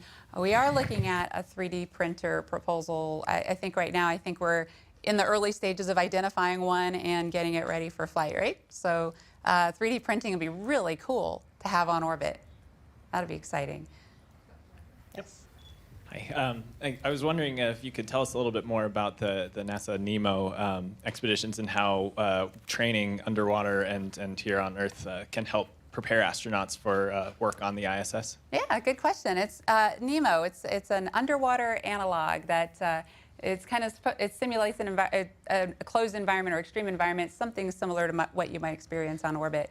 I did NEMO 6. That was back in, I think, '04. I was an aquanaut, so I was an engineer at the time, along with 3 astronauts. So I was the only non-astronaut, and our goal was we took up a bunch of different engineering evaluations that we wanted to put in an environment that we started from beginning to end, from design to end user testing. For 10 days we lived underwater in a habitat 65 feet deep. And what it does for the crew is it trains them on crew interaction, what to expect, how to interact as a team, especially against challenges in an extreme environment where you 65 feet deep over 10 days, you just can't come home. It's just like something similar to station. So there's a decompression profile and things. So for the crew, it's excellent crew training. For the scientists and the engineers, which what I was, it's a great test bed to design something and spend time with the crew testing it out and finding out what works and what doesn't work on the hardware. And I tell you, as a young engineer, I left that mission never the same. It really taught me, wow, when I design something and I'm the end user and I'm experiencing it with the end user, yeah, it made me really think about my designs and the way I even down to the drawing. So it had a great impact on me early on in my career. And I think we're up to NEMO 13. I think they completed NEMO 13. And the missions have progressed from when I was part of it to more exploration. And they've done some really cool stuff. So if you're interested in that, I think it's NEEMO. If you Google that, you'll find all the relative stuff to NEMO. All right. Hi, I'm Sharif Jackson, and I'm really curious as to how much time is spent on the safety and the quality control side versus like the actual application of the hardware and software. It's a really good question. So my background is engineering and science. So I spent about 8 years in engineering before I came to the science world, and that was my life. Ensuring that every piece of hardware that we built was quality controlled and safely managed and produced and delivered to station. And it's, what you see, you may see a piece of hardware this big, there will be a room full of binders, associated with documenting every single step you took to develop that hardware. They're at the very high level, there are safety teams that start very high and it trickles all through the culture, all the way down to the hardware development. And sometimes the engineers and the safety folks, they don't see eye to eye, and that's okay. It drives out lots more questions and lots more answers. And so safety was the biggest part of my challenge as an engineer, and for a good reason. Right? It's a very delicate laboratory that we have up there, and it's the culture of NASA all across the board to be safe. On your back left. Hi, this is on behalf of one of my students in Flower Mound, Texas. What is one of the more surprising or unexpected results you've gotten from an experiment on this ISS? Good question. Is it okay that if I say that one of the coolest things I saw has come from a student-designed experiment? Really? There's the serious stuff as well, but one of the coolest things I saw, you guys, if you've ever taken like a balloon and you've charged it up and you put it next to that stream of running water and you can, the polarity, you can cause that water to bend towards the balloon on Earth. Well, a student group tried that in space, and the astronauts charged up a piece of tube, let a water droplet go to the tube and to see what would happen. And what actually started happening was the drop started orbiting the tube rather than going to it or away. It just stayed in an orbit. And we kind of were like, we all saw that. We thought that was so cool. And then we spread around NASA, and management thought that was cool. And so so I thought it was a cool thing to see that water droplet orbit. And so if you haven't tried it at home, you should try it. You won't get it to orbit. But. Show of hands, just make sure. All right, so Lauren will take that, and then, yep, these two gentlemen. I don't want to focus on the negative. I'm sorry. I don't want to focus on the negative, but I do want to call on your engineering expertise. What does deorbiting the ISS look like in terms of dismantling and getting it safely out of orbit? I'm sure a lot of thought's been put into that already. Oh yeah, that's a good question for Mr. Gerstenmaier. I don't even want to think about the station coming down. Are you kidding me? I know there are teams that are working that. You know, there's a whole process by which that has to happen. It's all controlled and safe, right? We had to file an environmental impact statement. We got a mic coming. Procedure to deorbit station. So we have a detailed procedure to deorbit station. It'll actually take, we believe, 2 or 3 progress vehicles to do it when it comes time, and we'll aim for a spot over the ocean. But we don't actually deconstruct it. It actually comes down in one piece, and we spent a lot of time studying how we would do that when it comes time. But we don't talk much about that, and we don't think much about that. But just like NASA does always, we're prepared. You know, we hope for the best, and we're prepared for the worst. So when the time comes, we're ready to do what we need to do. But we've got really detailed plans. We can share those with you. Thanks. We had one more question in the middle. Yep. I just had a curiosity of a question. How close is NASA working with the private sector on doing research in space? I mean, are y'all developing stuff together? Yeah, it's a really good question. The development of privatized research and investigations actually goes through the National Lab component, and that is managed by CASIS. It's a nonprofit organization, which is the way you manage national labs, by the way, on Earth. So CASIS is the Center for Advancement in Science and Space, and they are their goal and what they do every day is to work with private industry to build research portfolios that benefit the industry and those of us here on Earth through use of space station. Probably have time for 2 more. Let's take the first one.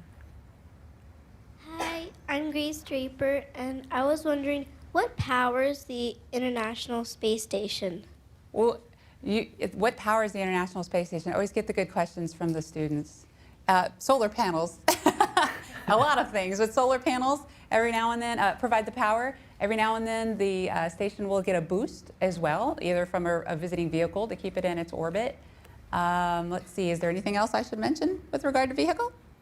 I think that's probably pretty much it. It's more complicated than that, but. Turn your right. Hi. What further research is in the works to advance growing on the station and for our plants? And what time frame do you think we're looking at for being able to cultivate those plants for a reliable food source? Okay, good question. So plants.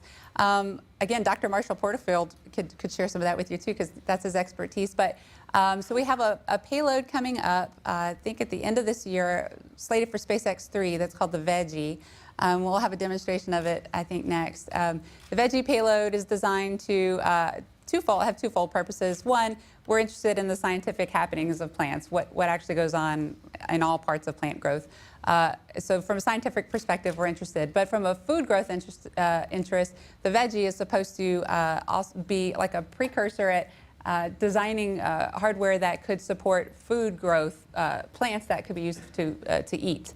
So not just from a scientific perspective, but what does it really take? What kind of lighting, what kind of environmental control does it take to grow foods that can be consumed, grow plants that could be consumed? So look for Veggie at the end of this year. In the outcoming years, there's also an advanced plant habitat that's being designed and will be sent up as well to look at more effects of microgravity on plants. Plants are so terrestrial. I mean, for millions of years, billions of years, they've evolved in the gravity environment. And so so taking them out of their natural habitat is like removing us as well. So lots of stuff happens, and there are lots of communities looking at plants. And so, so the goal for the next few years is to put all that data together and try to come up with a complete story so that we can advance crop growth in space and also on Earth. All right, please help me thank Dr. Tara Raleigh. Here we go. Thank you. Thank you.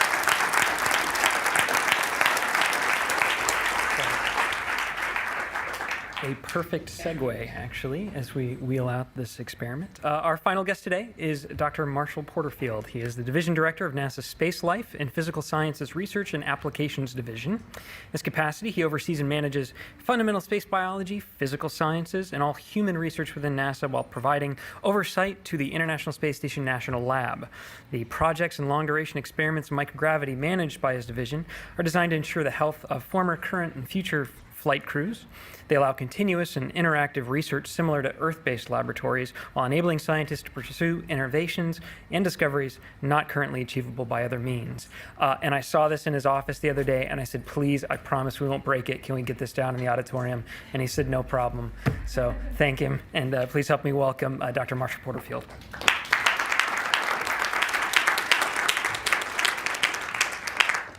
Thanks so much for this opportunity to get together with everyone and share what's going on in the division, Life and Physical Sciences at NASA headquarters. We're currently gearing up really for a new era, a new dawn, circling above us about 220 miles at a speed of 17,000 miles an hour is the most advanced laboratory ever conceived or built by humans. Our division is focused on using the ISS space station to develop the science that will lead to the technology that will allow humans to explore further out into the solar system. So that's kind of the journey I want to take us on and describing what we're doing. I was asked originally to talk about the Human Research Program. So I am going to talk about the Human Research Program and some of the highlights in terms of developing countermeasures that are going to protect astronauts as we potentially move out to the asteroids and move out to on a mission to Mars or permanently man a moon base. But I'm so glad that people were so interested in plants and that we actually have this is a prototype of Veggie. It's going to be launched on SpaceX 2, and its purpose is to do science, but also to test the ability of NASA to develop a salad machine. And so the idea is that astronauts can grow some greens to nibble on from time to time. I have it in my office for show and tell, but I also have an ulterior motive because I'm going to grow salad in there. And every once in a while, I'm going to grab a head out and I'm going to go throw it at Gerstenmaier and say, I need some more money for research, please. So next slide. So also, I was asked to tell everyone a little bit about myself. I just came to NASA about 6 months ago, started in August officially. I'm here by way of Purdue University. I'm actually on leave of absence from Purdue University. Bowler up. I'm professor of biological engineering. I've been involved with space-based research since my graduate school days. I was supported as a graduate student where I did my PhD at LSU. Go Tigers. By a NASA graduate student researcher fellowship. So I've been involved with space-based research since beginning of my PhD work. I've worked on 5 shuttle-based experiments, and we've flown a couple of campaigns on the reduced gravity flight platform that NASA maintains. So does anybody know the nickname for this? Vomit Comet. So I guess I've tallied it up. I've spent 45 minutes of my life in microgravity. It was a great experience. And everybody, I think here probably maybe knows how this plane operates, but basically it flies parabolas. So when the plane gets at the top of the hill, it's like when you're driving in a car kind of fast at the top of a hill or a roller coaster, you feel a little wee. Well, this is a big wee. For about 30 seconds, microgravity, and at the bottom of the hill, you hit 2 Gs. So if you're not used to this and you're standing up, the blood's going to move from your head when you hit 2 Gs and come back up and go back down. And what's in between your feet and your head? Your stomach. That's where you don't eat first. I've seen people make that mistake. I didn't. All the campaigns we've flown with students, none of the Purdue students have ever gotten sick. So we have, at least my teams, we have a perfect track record, but MIT wasn't as fortunate. So next slide. So earlier we learned that this is 50-year anniversary of John Glenn's initial flight. This is Ed White doing the first American spacewalk. These early space explorers only were probably in space long enough to experience some of the early symptoms of, so there's space acclimation symptoms. It's basically things like nausea, headache, vertigo, kind of like car sickness, but it's like space sickness. Later on, as astronauts started to do longer duration missions, like going to the moon and Skylab and Soyuz Apollo, we learned more about how the body adapts to the microgravity environment. So we're still mostly in low Earth orbit. We're not really dealing with the topic of radiation yet. So we're talking about the body's adaptation to the microgravity environment. Life has evolved over 4.1 billion years of the history of this planet under the constant force of gravity. That's the only thing that's really been constant in the evolution of biological systems in the on the planet. So it's novel now to have the opportunity to look at humans and other biological model systems like plants. And the Life and Physical Sciences Research Division covers the Human Research Program, which is more applied in trying to develop countermeasures, but we also, the program includes fundamental space biology, where we're doing things like microbial observatory.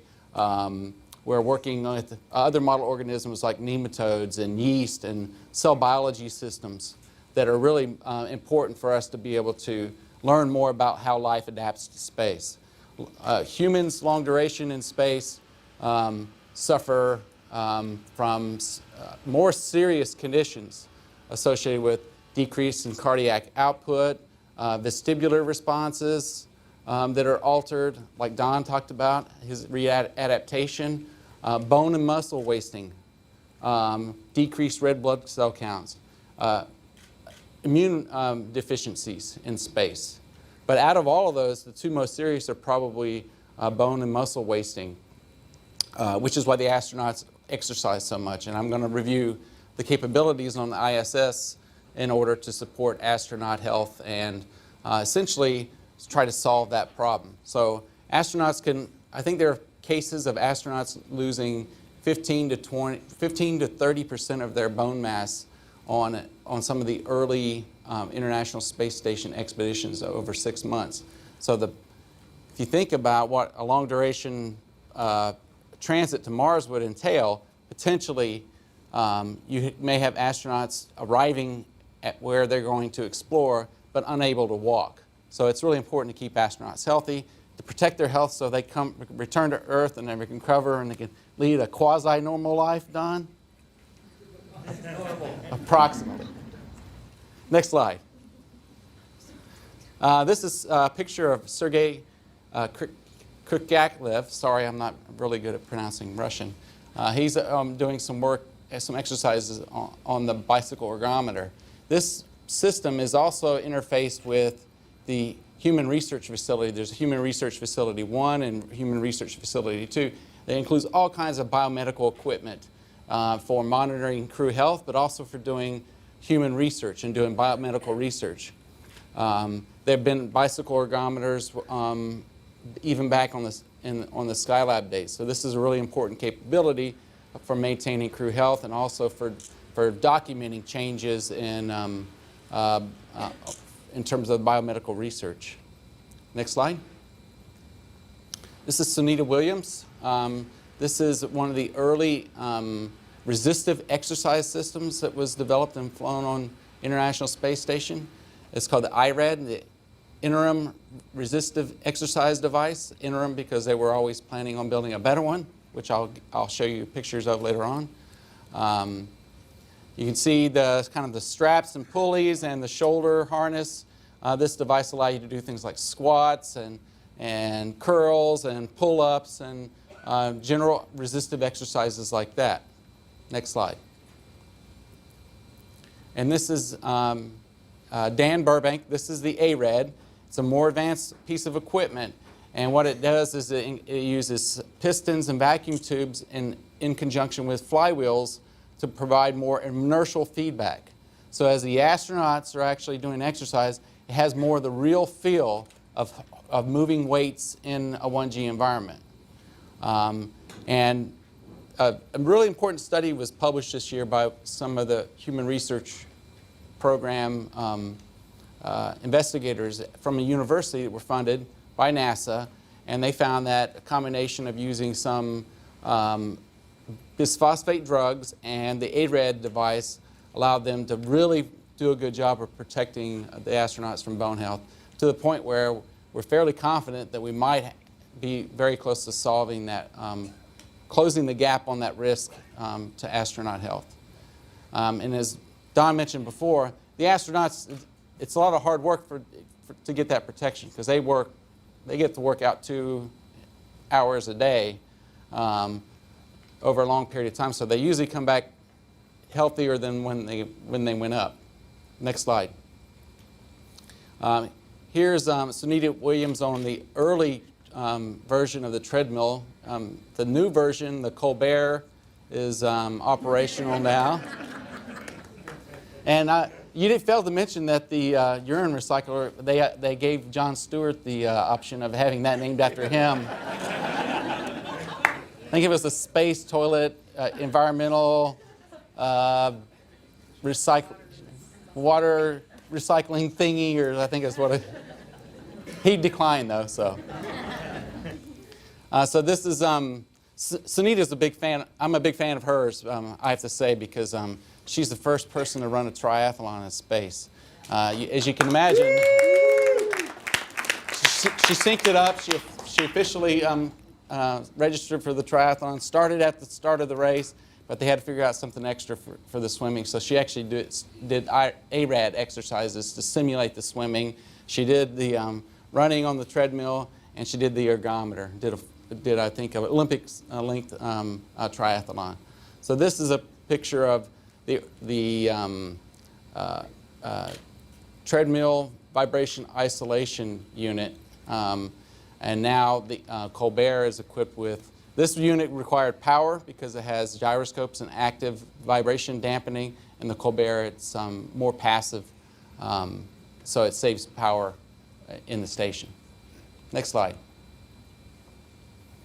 And again, there's a tremendous amount of biomedical research that goes on in terms of monitoring cardiovascular output. There are many other biomedical problems that astronauts face in low Earth orbit we still need to continue to do research in. And as we continue to move out into the solar system and potentially explore the Moon and Mars, we are going to have to deal with the radiation problem. We already are doing a lot of research in that area in terms of collaboration with Brookhaven National Labs and DOE. NASA and DOE do a lot of work together. We're working with biomedical model systems. Obviously, we're now exposing humans to radiation. So that's really the next main risk that we're going to have to deal with. An alternative way to deal with the risk is have people out there at shorter times. Right? So if you have faster rockets, you have a shorter transit time, the radiation exposure is less. Some of the data coming back from the Mars rover recently that was published suggested that you do get a minimal amount of shielding from the atmosphere, the weak atmosphere of Mars, so that changes some of the calculations of timelines and transits for conducting human research. So one last slide. Another big highlight, actually I have two more slides. Another big highlight is the announcement of the one-year mission. Scott Kelly and Mikhail Konieco are going to be doing basically double duty on the space station, one-year missions. And this again is to try to learn more about how the human body adapts to microgravity. We're going to do more standardized biomedical research. As a lot of you are aware, the Russians have done a lot of long duration human missions on Mir, and they've learned a lot from those opportunities. But we have a lot more tools now available to us to do more detailed biomedical research. So that is really one of the key objectives in terms of the ISS, in terms of utilization, is try to figure out how we get more out of it scientifically. Because we do have a grand challenge to potentially go to Mars. So next slide. So I'm going to close out my talk about human research program and maybe answer some questions about plants. I like to show these artist renderings, especially when I'm talking to students, because I really like the imagination, the vision of the artist in trying to project a future for human exploration. As many of you are aware, you know the quote of Albert Einstein, who said, imagination is more important than knowledge. But in this case, we're going to need both. We're going to need imagination and knowledge in order to fulfill these kinds of goals. So thank you very much for your attention. Thank you very much for your time, and I'll be happy to answer questions.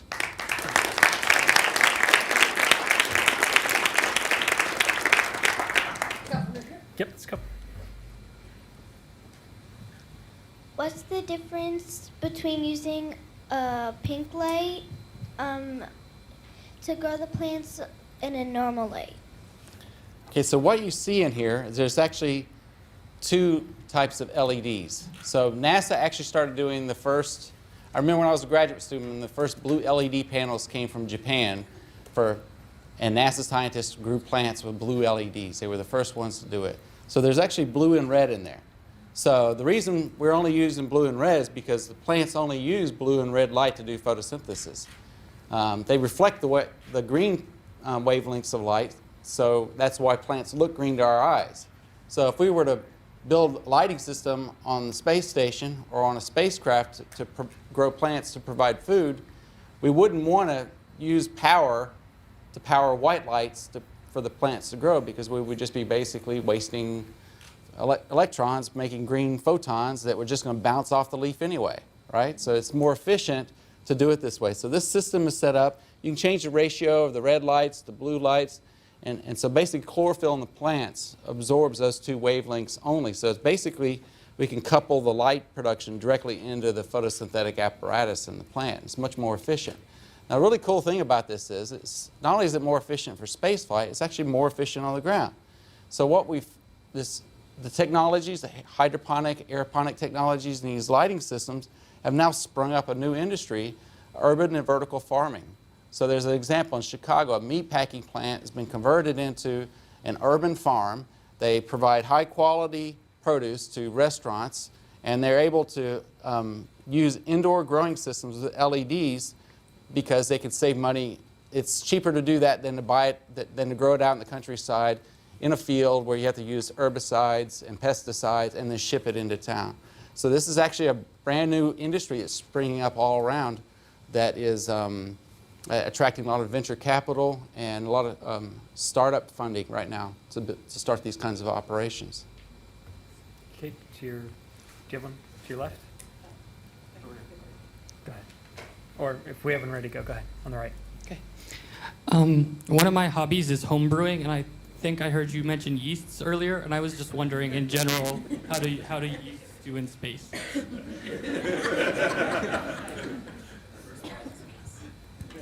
So one of the things in general that you see with biological systems in space is that they don't tend to do as well in space as they do on the ground.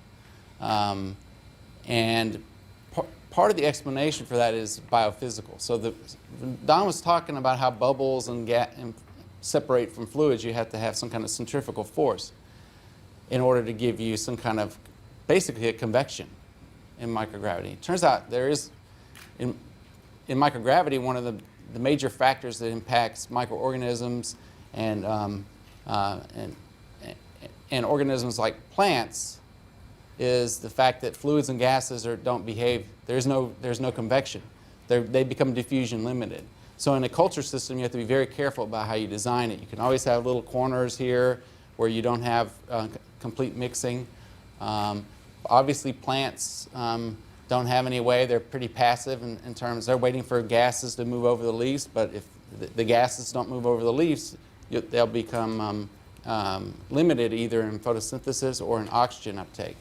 So that's really one of the main things that we have to consider about the microgravity environment is it's a fundamental, but it's not only the gravity sensing aspect of it, it's the biophysics. Now, humans don't have problems with the diffusion limitation because we have mechanical ventilation system, right? We have lungs. But other organisms are much more challenged because of that aspect in microgravity. Okay, to your left. So it's thrilling how many more things there are to study. It also sounds a little bit daunting. How do you prioritize the research you conduct? And is it mapped back towards a goal like sustained human life in space or the next outing in space? What do you measure it against, and how do you choose what's on deck? We want to do two things. We want to advance fundamental knowledge for the sake of advancing fundamental knowledge, but also have that be targeted towards the mission of human exploration. Right now, it's been about 2 years now since a decadal survey came out from the National Academy of Sciences, and in that document was somewhat prioritized in terms of what types of science we should be pursuing within life the Life and Physical Sciences Research Division. It is challenging because of logistics of doing work in space, hardware development.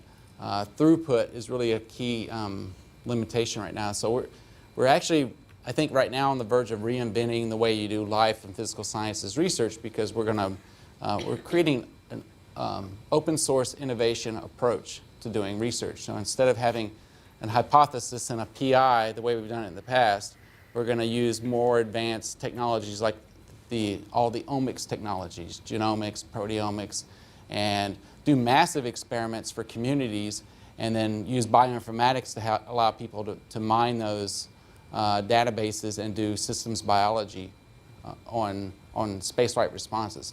We think we can increase our throughput, and we can get these are going to be open source. So that means everyone can have access to it, undergraduate students, and also kids, I think, will be doing their science fair projects based on ISS research within a couple of years. All right, unfortunately, that's going to have to be the last question. That's all the time we have for today, but the conversation doesn't have to stop here. You can find all the ways to connect with NASA on social media at www.nasa.gov/connect. In fact, in just 2 days, there's a great opportunity to join in another real-time conversation about the International Space Station. And a first for the agency, we'll host a live Google Plus Hangout with the International Space Station this Friday, February 22nd, from 10:30 to 11:30 a.m. During the event, astronauts aboard the station and on the ground will be answering several video questions that were submitted on YouTube, but you'll have your opportunity to submit real-time questions as well on Google+, Twitter, and Facebook. You can find out more about that event at nasa.gov/social. Finally, to get the latest news on the astronauts and the work they're doing aboard the space station, including how they're getting ready to receive new science experiments next week on next week's SpaceX launch out of the Kennedy Space Center, check out nasa.gov/station. Please help me thank all of our guest speakers today.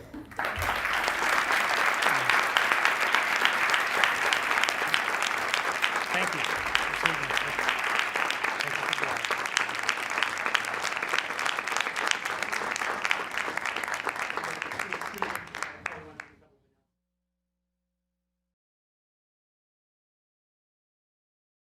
Ah, sweet. Ronnie, family, and Peter, good to see you. Hey, welcome aboard, everybody. Welcome to our little zero-G fantasy land. And it's great to have you guys in mission control. Yeah, we understand you're going to provide us some entertainment this evening. You know, NASA flight director made us close our windows today. We can't even look out the windows all night. So yeah, that's right. You're guilty. So it's good to see you guys and have somebody to talk to on the planet Earth. How are you guys doing? We're doing fantastically. We're having an amazing day down here, and all the more exciting for seeing you guys. And I gather we got drums and guitar loaded up there. Is that right? We don't have drums, but we have drumsticks, and we have things to bang on. But I can't tell you what they are because the flight director's sitting next to you again. But we do have musical talent on board. Chris is like, he has almost a living as a musician, as a second life.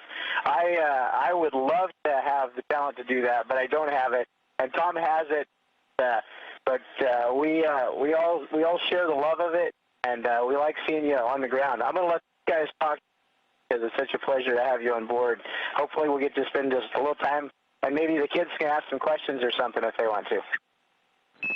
I can see it's Jimi Hendrix Eat Your Heart Out, right, with this guitar.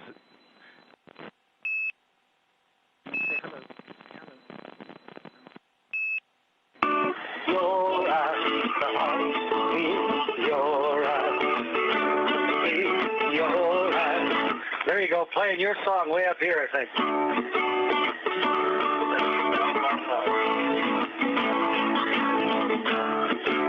I'm playing it in D. Hopefully you played it in D.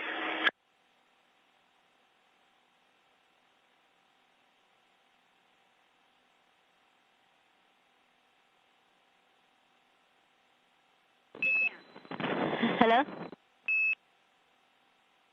Hello, good to hear your voice.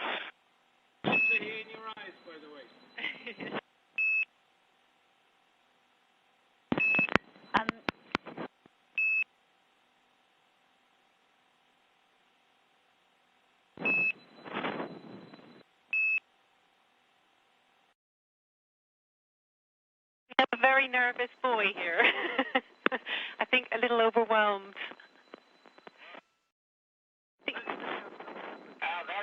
That's okay. It's not every day you have to talk about people on TV, but it's really nice. Most of the time we don't get back in mission control, so it's really nice to see you guys there today. And I see you've got a lot of followers.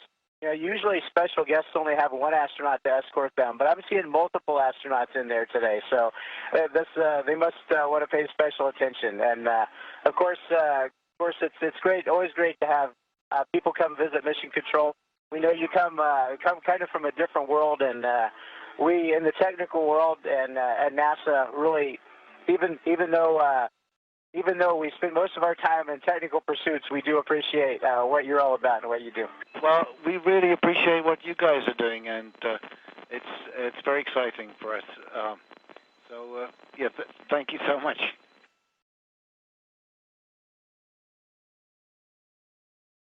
Yes, you bet.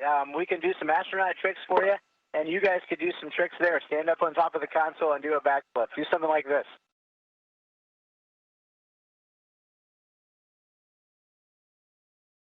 Very cool. And we gather, you recorded a song up there too? Is that right? Actually, a couple. My brother and I wrote a space Christmas carol called Jewel in the Night, and it was released just before Christmas. And then with the Canadian band called the Bare Naked Ladies, we recorded a song that's being used in schools all across Canada with the Coalition for Music Education, a song called ISS, Is Somebody Singing. And it came out really nicely. It was just released, I think, last week, and we're really proud of it. It's lovely to be able to tie the newness of this experience with the long tradition and love of music on Earth. And it's just natural, but it's really beautiful when it happens. Sounds fantastic. I look forward to hearing it.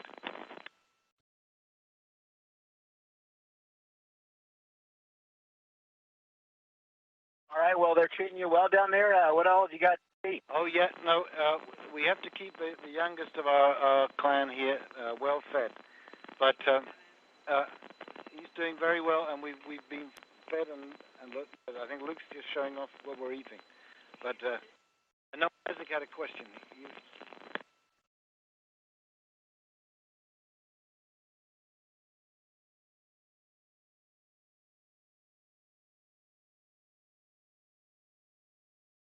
No, we just wanted to ask, I think, if people were interested in the scuba diving before you did your training. If you had any divers interested in diving and marine life before you did the training.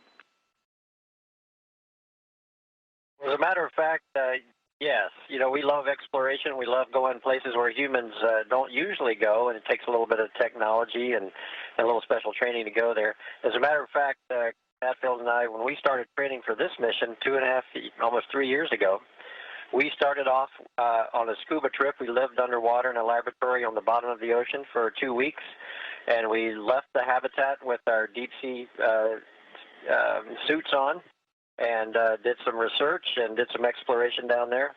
So the two are very similar in a lot of ways, living in little modules and tight spaces, but seeing absolutely incredible and beautiful things that are very rare to have a chance to see. So, I think for most astronauts, scuba diving is very much a part of their past and is a love that many of them have. Fantastic. And Fort Wayne, is that Kevin? Because, no, I used to spend quite a long time in Fort Wayne, and we had a promoter from Fort Wayne, and so I think they would book us when no one else was interested.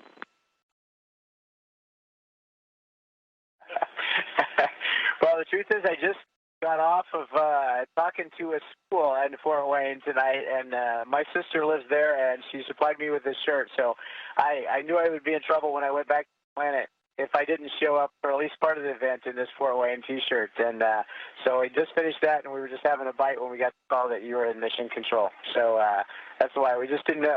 We usually dress up just a little bit more for the events tonight. We're kind heading toward bed. In about an hour, we turn in, and everything has to be quiet on the space station tonight for a very special experiment going on where we have to be really careful. So we're just kind of in our wind down mode. This is called Space Station Casual right here. It's very elegant. What's the experiment you're working on tonight?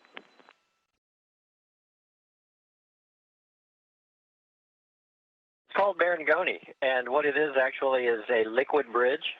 So what they do is actually make a tube-like structure made of liquid, something you absolutely cannot do on the ground. You need very fine zero gravity to do it, and then they apply a temperature gradient across it. So basically what this is doing is looking at fluid physics, things you can only talk about in a physics textbook. They're actually looking at it and studying it and able to determine exactly how the fluid and the temperature differences behave. And in some ways, discovering new physical principles based on that. We don't have to guess anymore. They can actually find out what it's like up here in the zero G of the space station. No, it's not.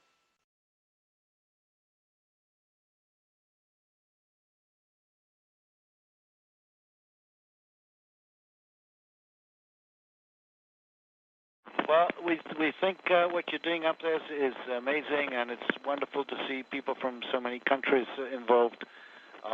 And we feel very honored to be talking to you guys. So thanks so much. Well, it was great talking, and it's a big thanks to all the countries who take the time to do this. Tom's fun and getting toys to play with here. They're all coming this way. Some of it's a little dangerous. These Altoids could fly apart and just cause a lot of havoc. They're taped closed with great tape though, so just in case. But anyway, yeah, all the countries participating in this thing. I think it's just a wonderful thing that 15 of the most affluent countries got together and said, you know what, we're going to do something for people 100 years from now. Some of this stuff, well, maybe we may not see it in 5 years. Might not see it in 50 years, but 100 years from now, what we're doing today, I think is going to make a difference. So we are very lucky to be up here. Very, very lucky to be up here. We wish everybody could come and spend some time up here. And we got to share it with you today. One of these days, maybe those kids sitting right down there will get to make the trip. I really do hope they can if they want to, and see what this is all about. It's a wonderful place, and there are a lot of people on the ground that put their hearts and souls and lives into it, and it's going to make a difference someday to those future generations, the ones we're seeing on the screen right there. So great talking to you. It's a great pleasure for us to have this opportunity, and thank you so much.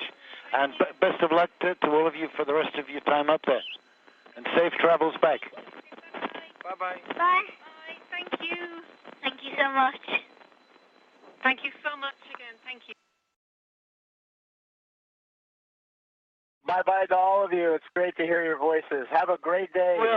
All the better now. Love the planet Earth, too. Can't wait to come home and see it again soon. Bye-bye, everybody.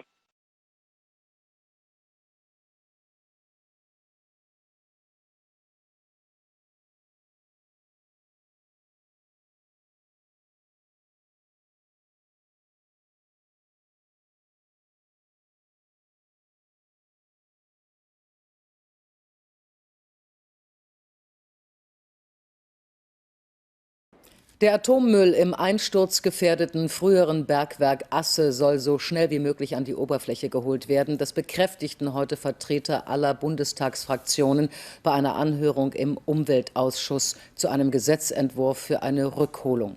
Experten warnen allerdings vor erheblichen Schwierigkeiten. Derzeit dringen pro Tag etwa 12.000 Liter Wasser in die Schächte ein. Dort wurde bis Ende der 70er Jahre schwach- und mittelradioaktiver Müll eingelagert. 126.000 Fässer Atommüll liegen in der Asse, einem aufgegebenen Salzbergwerk. Abgekippt in den 60er und 70er Jahren, als man noch meinte, man könne radioaktive Abfälle einfach unter der Erde verstecken.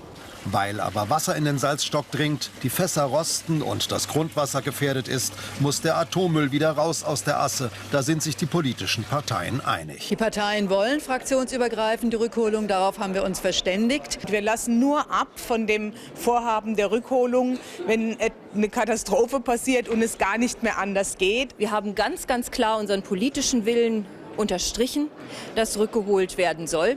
Die Frage ist nur, wie? Obwohl es in der Bundestagsanhörung heute eigentlich um den Gesetzestext geht, wird schnell klar, noch hat niemand einen Plan, wie man den strahlenden Atommüll wieder ans Tageslicht bekommt. Das Grundproblem ist, dass für ein Klappen der Rückholung ganz viele technische Sachen noch entwickelt werden müssen. Der Berg darf sich in der Zwischenzeit nicht so verändern, dass es zum Absaufen kommt. Also es sind ganz viele Fragezeichen, ob das sich überhaupt technisch realisieren lässt. Zunächst einmal, so die Fachleute, muss ein zusätzlicher Schacht gebohrt werden. Frühestens in 10 Jahren wird man mit der Bergung überhaupt beginnen können. Und die wird dann weitere 20, vielleicht aber auch 50 Jahre dauern. Ein Milliardenprojekt. Doch eine Alternative gibt es nicht. Im März soll das Gesetz vom Bundestag verabschiedet werden. Auf einer der größten Rüstungsmessen im Nahen Osten, der IDEX in den Vereinigten Arabischen Emiraten, sind auch viele deutsche Unternehmen vertreten. Waffenexporte in autoritär regierte Länder sorgen in Deutschland immer wieder für Diskussionen. Nach Ansicht von Sicherheitsexperten haben die Golfstaaten bei ihren Waffenkäufen vor allem 2 Szenarien vor Augen: einen Konflikt mit dem Iran sowie einen Aufstand der eigenen Bevölkerung. Der deutsche Leopard-2-Kampfpanzer könnte ein Exportschlager in der arabischen Welt werden. An Verteidigungstechnik Made in Germany besteht reges Interesse, auch in Abu Dhabi. Fast 70 deutsche Hersteller werben hier für ihre Produkte. Doch über Waffendeals entscheidet die Bundesregierung, besonders wenn es um unruhige Regionen geht wie den arabischen Raum. Wir haben als Deutsche, denke ich, auch vor unserem geschichtlichen Hintergrund eine besondere Verpflichtung. Das ist ein Grund dafür, dass das deutsche Rüstungsexportrecht restriktiver ist als in vielen anderen Ländern der Welt. Damit haben wir zu leben und das erkennen wir auch voll und ganz als gut und richtig an. Rüstungskritiker geben sich damit nicht zufrieden. Die Bundesregierung dürfe an Staaten, in denen grundlegende Menschenrechte verletzt werden, wie etwa in Saudi-Arabien, überhaupt keinen Waffenverkauf genehmigen.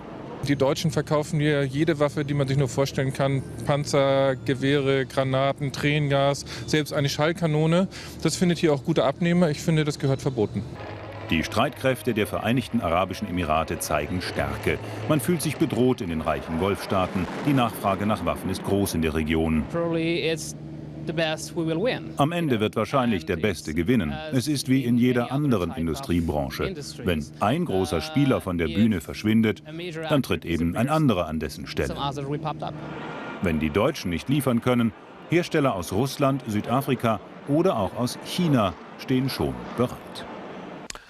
Markt des Todes, so nennen Kritiker eine der weltweit größten Waffenmessen, die IDEX in Abu Dhabi. Offiziell trägt sie den Namen Internationale Verteidigungsausstellung. Aber gehandelt wird dort sehr offensiv mit Panzern, Mörsern und Granaten. Auch deutsche Rüstungsfirmen präsentieren in den Vereinigten Arabischen Emiraten ihr Kriegsgerät. Unter der Regierung Merkel haben die Genehmigungen für Rüstungsgeschäfte mit Ländern außerhalb von NATO und EU zugenommen. Auch mit reichen Golfstaaten. Deutschland ist heute der drittgrößte Rüstungsexporteur der Welt. Aus Abu Dhabi berichtet Volker Schwenk. Das ist der Stolz von Rheinmetall Defense. Ein Luftabwehrsystem, das Raketen, Artilleriegeschosse oder Mörsergranaten zuverlässig vom Himmel holt. Verteidigungstechnik Made in Germany hat einen guten Ruf in der arabischen Welt. Auch der Kampfpanzer Leopard 2 könnte hier ein Exportschlager sein, wenn nicht der Verkauf streng reguliert und immer eine umstrittene politische Entscheidung wäre. Fast 70 deutsche Rüstungshersteller präsentieren sich in Abu Dhabi. Wenig spektakulär. Ein Simulator ist schon das Höchste, was werbewirksam geboten wird. Eine Waffe ist kein Wirtschaftsgut wie jedes andere. Waffen können schützen und Waffen können töten. Und manchmal müssen Waffen töten, um Unschuldige zu schützen. Das ist eine traurige Wahrheit, aber es ist eine Wahrheit. Dabei sind arabische Staaten Premium-Waffenkunden. Stolz zeigen die Streitkräfte der Vereinigten Arabischen Emirate, was sie haben. Feuerkraft wird in der Golfregion übersetzt mit Sicherheit. Der Iran soll wissen, man ist bereit. Und potenzielle Unruhestifter im eigenen Land vermutlich ebenso. Frankreichs Industrie hat für diesen attraktiven Markt militärische Verstärkung mitgebracht, die Armee. Weltweit einzigartig sei dieses Kampfsystem. Nachtsichtgeräte der letzten Generation mit Restlichtverstärkung und eine Infrarotbrille. Auch in Mali wurde das eingesetzt. Taktische Informationen werden live an die Führung weitergegeben. Sie sind stolz auf ihre Ausrüstung, Produit en France. Aber Werbung mache man keine. Die französischen Unternehmen um uns herum hier können versuchen, unsere Anwesenheit zu nutzen und dass wir mit ihren Produkten wirklich zufrieden sind. Aber diesen Job müssen sie schon selbst machen. Rüstungskritiker wie Jan van Aken finden das Ganze geschmacklos. Ihm wäre am liebsten Rüstungsexporte, zumindest deutsche Exporte in Problemregionen wie die Golfstaaten wären verboten. Hier kann man fast jede Waffe kaufen, die man sich vorstellen kann, aber es gibt einen Unterschied zu anderen Messen. Hier werden die Endprodukte nicht gezeigt. Auf jeder Industriemesse, da steht neben der Nähmaschine auch ein schönes Kleid, aber die Leichen werden hier nicht gezeigt. Die Vereinigten Arabischen Emirate haben bei der Messe Waffenkäufe im Wert von mehr als 1 Milliarde Euro vereinbart. Und wenn sie nicht in Deutschland kaufen, China steht schon bereit. Von der kleinen Hexe über den Räuber Hotzenplotz bis hin zu Krabbert. Mit seinen märchenhaften Geschichten hat sich Ottfried Preußler in die Herzen kleiner und großer Leser geschrieben. Seine Bücher gelten weltweit als Klassiker der Kinderliteratur. Wie heute bekannt wurde, starb Preußler am Montag in Prien am Chiemsee. Er wurde 89 Jahre alt. Good morning and welcome to Mission Control Houston and the International Space Station Update Hour. We're here with the International Space Station Flight Control Team inside the Space Station Flight Control Room, where Flight Director Judd Freeling is leading the team with help from Capcom Anna Fisher. On board the space station, 3 members of the Expedition 34 crew are more than halfway through their day and currently orbiting 258 miles above the coast of Burma.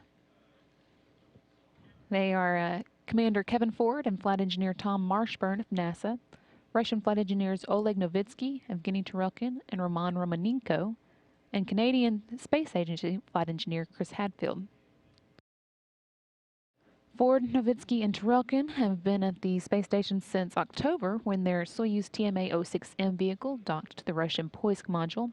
They're now working on their 120th day at the space station and their 122nd day in space. And they were joined in December by Marshburn, Hadfield, and Romanenko, who docked their Soyuz TMA-07M to the station's Rosvet module on December 21st. They're on their 65th day in space and their 63rd at the station. The crew has quite a mix of activities on its agenda for the day.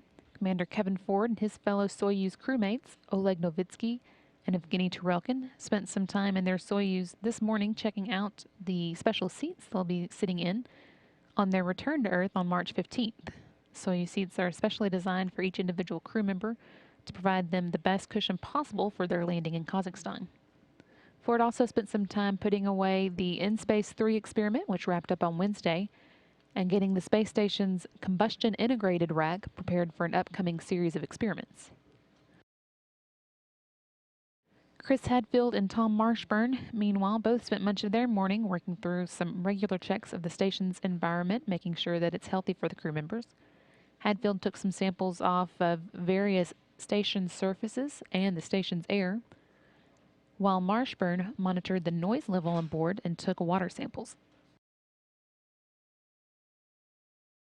Marshburn also had some time set aside to get the station's light microscopy module set up for an upcoming run of the Advanced Colloids experiment, which could provide important data that's not available on Earth and give us a better understanding of crystallization, production quality control, and phase separation, or shelf life in product collapse. Back on the ground, the flight controllers are continuing to work through the software update that caused a loss of communication with the crew on Tuesday. Since Tuesday, everything's been going smoothly with that work, and yesterday the team here was able to catch up on the work originally scheduled for Tuesday. And today they're moving on with the loading of the final command and control computer with the new software. The transition should be wrapped up by Saturday. In addition, the team here on the ground has been preparing for a reboost that the station is scheduled to perform tomorrow at 4:34 a.m. Central Time. That adjustment to the station's altitude will use the Progress 49 thrusters, firing them for 4 minutes and 37 seconds, and that's going to increase the station's perigee, or the low point of its orbit, by 1.3 miles and leave the station in a 257 by 252 mile orbit, putting them in place for Ford, Novitsky's, and Turelkin's undocking in March, as well as preparing the station for the single-day launch docking scheduled for the crew that will be taking their place. That's what's been going on in space today, and this is Mission Control Houston.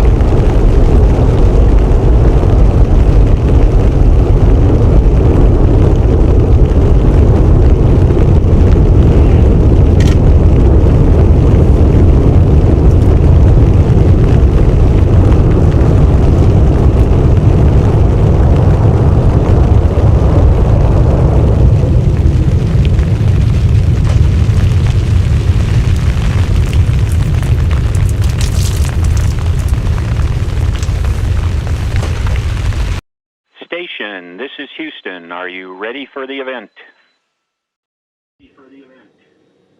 Houston, station's ready for the event. Google Plus moderator, this is Mission Control Houston. Please call station for a voice check. Station, this is the Google Plus Hangout. How do you hear me? Google Plus Hangout, International Space Station. We have you loud and clear aboard. We have our own way of hanging out up here. Watch my buddies hang out. We're ready to hang out with you guys. Welcome aboard. Awesome. We have a lot of questions for you guys today, so let's start with our first one from YouTube. I'm Kristen Lau. I'm Maria Ravi. And we're from Union High School in Iowa. Our question is, what is the exact purpose of having humans live on the space station? Thanks. Over. Well, the whole point of having a space station is to have some place in space where people can take their ideas. We have a huge power supply up here. We have a lot of rack space, and we have a lot of scientists on the ground with a lot of ideas about things to do in space. We have literally hundreds of experiments going on right now as we're working up here. And the space station really offers a lot of flexibility to us that you wouldn't have. If you wanted to put an experiment in space and you didn't have a space station, I don't know where you'd put it. Right next to us is a rack. Yesterday we took an experiment out of it called InSpace, which is looking at special magnetic fluids that can change the way we have really changed the operation of braking systems, and maybe have applications to seismic dampers and stuff for earthquake zones. Many good offsets from that particular experiment. And we finished it out yesterday, and we're going to put in a new experiment next week that's coming up on Dragon. And it'll look at a completely different kind of thing. It'll look at the way metals form in zero gravity, and it's very important for us to look at the way the crystals form because it can make things very much stronger. And so these are things that can only be done in zero gravity, and we have no lack of ideas of things to do up here, and we're here to facilitate it. Thanks. We're going to take our next question from YouTube. It's Simon Drubel, who asks, do you sometimes see falling stars in the atmosphere from the space station, or is it frequent, or do you see stuff like satellites in orbit? Thank you, from Belgium. As a matter of fact, shooting stars we do see, there's one big difference. They're below us instead of above us. So when we're looking down at the Earth, we can see a little shooting star. Usually you don't see much movement other than the Earth slowly going by you. And so when it really catches your eye when you see a shooting star, there's a lot of movement there in the atmosphere. It's very beautiful. We don't see other satellites typically because we're all going very fast, 17,500 miles an hour. And if one's in an orbit near ours, in a slightly different orbital plane, we pass by each other very quickly. I've heard some astronauts have seen some go by, but it's a very rare event. Great question. Great. Thank you. Why don't we take the next question on YouTube? I'm Destin from Huntsville, Alabama. This is Sadie and Spotsy. On the International Space Station, if you're free-falling in one position without touching anything with no spin, is it possible to wiggle in such a way that you're able to rotate to a different angular position and then stop? On Smarter Every Day, we demonstrated this with a high-speed camera and a cat who is a non-holonomic system and can do this by extending his legs, arching his back, and twisting in a very specific pattern. So can humans do this on orbit? You want to say hey to the astronauts? Hey. Thank you. We look up to you guys. Okay, well, that's a great question. We don't have any cats on board, but we have a medical doctor who maybe can try to demonstrate the next best thing to a cat. So he's going to try to demonstrate for you. Yes, indeed, you can do this. So he's going to get out here and stop himself in open space, and he's going to show you how he can turn himself around. So he can't change his angular momentum, but he can change his body position and move himself to an orientation. So I hope you believe that what you saw happen with the cat isn't a mystery and that it can happen in space too. Great question. Thanks. Here's a kind of timely question from Facebook. Ian Becken asks, what was the first emotional reaction of the crew when they realized a few days ago that the S-band comm was lost and they weren't able to talk to the ground anymore, just over Russian ground sites?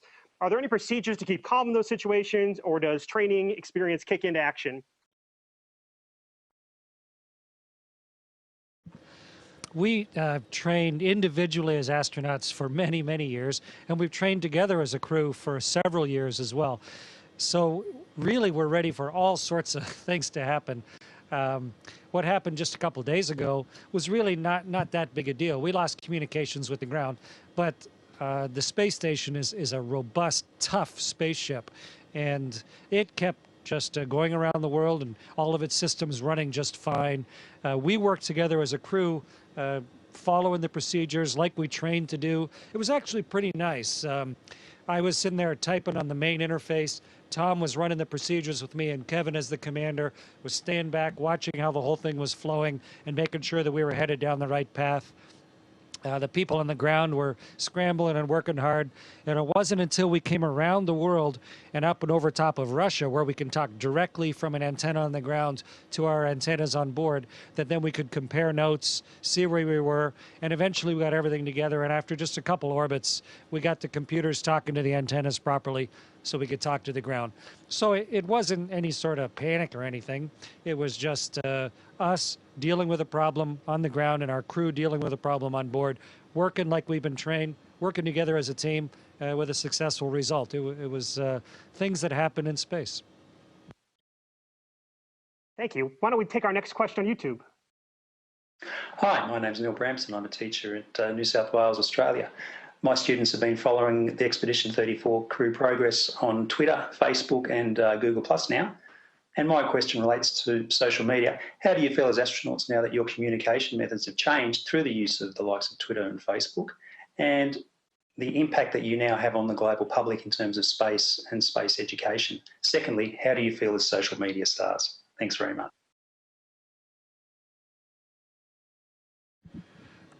I don't think anybody tries to use technology to push back the edge of the human experience more than we do. I mean, look where we live and what we're doing, how we're making this happen. And so we constantly try and take something simple, but then apply it in a new way and allow it to improve our understanding really as a species. And we are, for the first time in history, with this space station, as a planet, as a species, we're leaving Earth. And it is just, it's too good an experience not to share. And with technology that we have now, with the communications capability that NASA and others have put on board here, we can real-time communicate as people with pretty much everybody on Earth who has a computer or an iPhone or something. And so with Twitter, which is a really handy way to do that, we can take a picture or have a thought here on board and just in a matter of a few minutes, get it down to the ground and spread around the world. That's wonderful for viewing things like the big tropical cyclone that's off Madagascar right now. It's a great way to communicate the transient emotions and the thoughts that go through us as we are experiencing this really on behalf of everybody. And as far as being a media star, I mean, this is just a really rare human experience. And we've worked hard to get here, but at the same time, we know just how lucky we are to be here. And I think it's important to try and share it with as many people as possible. But something else to remember, everybody around the world, if you just choose the right time of day, you can look up and watch this star go over as well. And that's a pretty nice touch back and forth also. Thanks. We'll take another one from social media. I'm not sure if you guys have thought about this or not, but it's something I don't think I've heard asked before. It's on Twitter, @Nozelbar asks, which scientists of the past would you like to take into space, like Galileo, Kepler, etc.?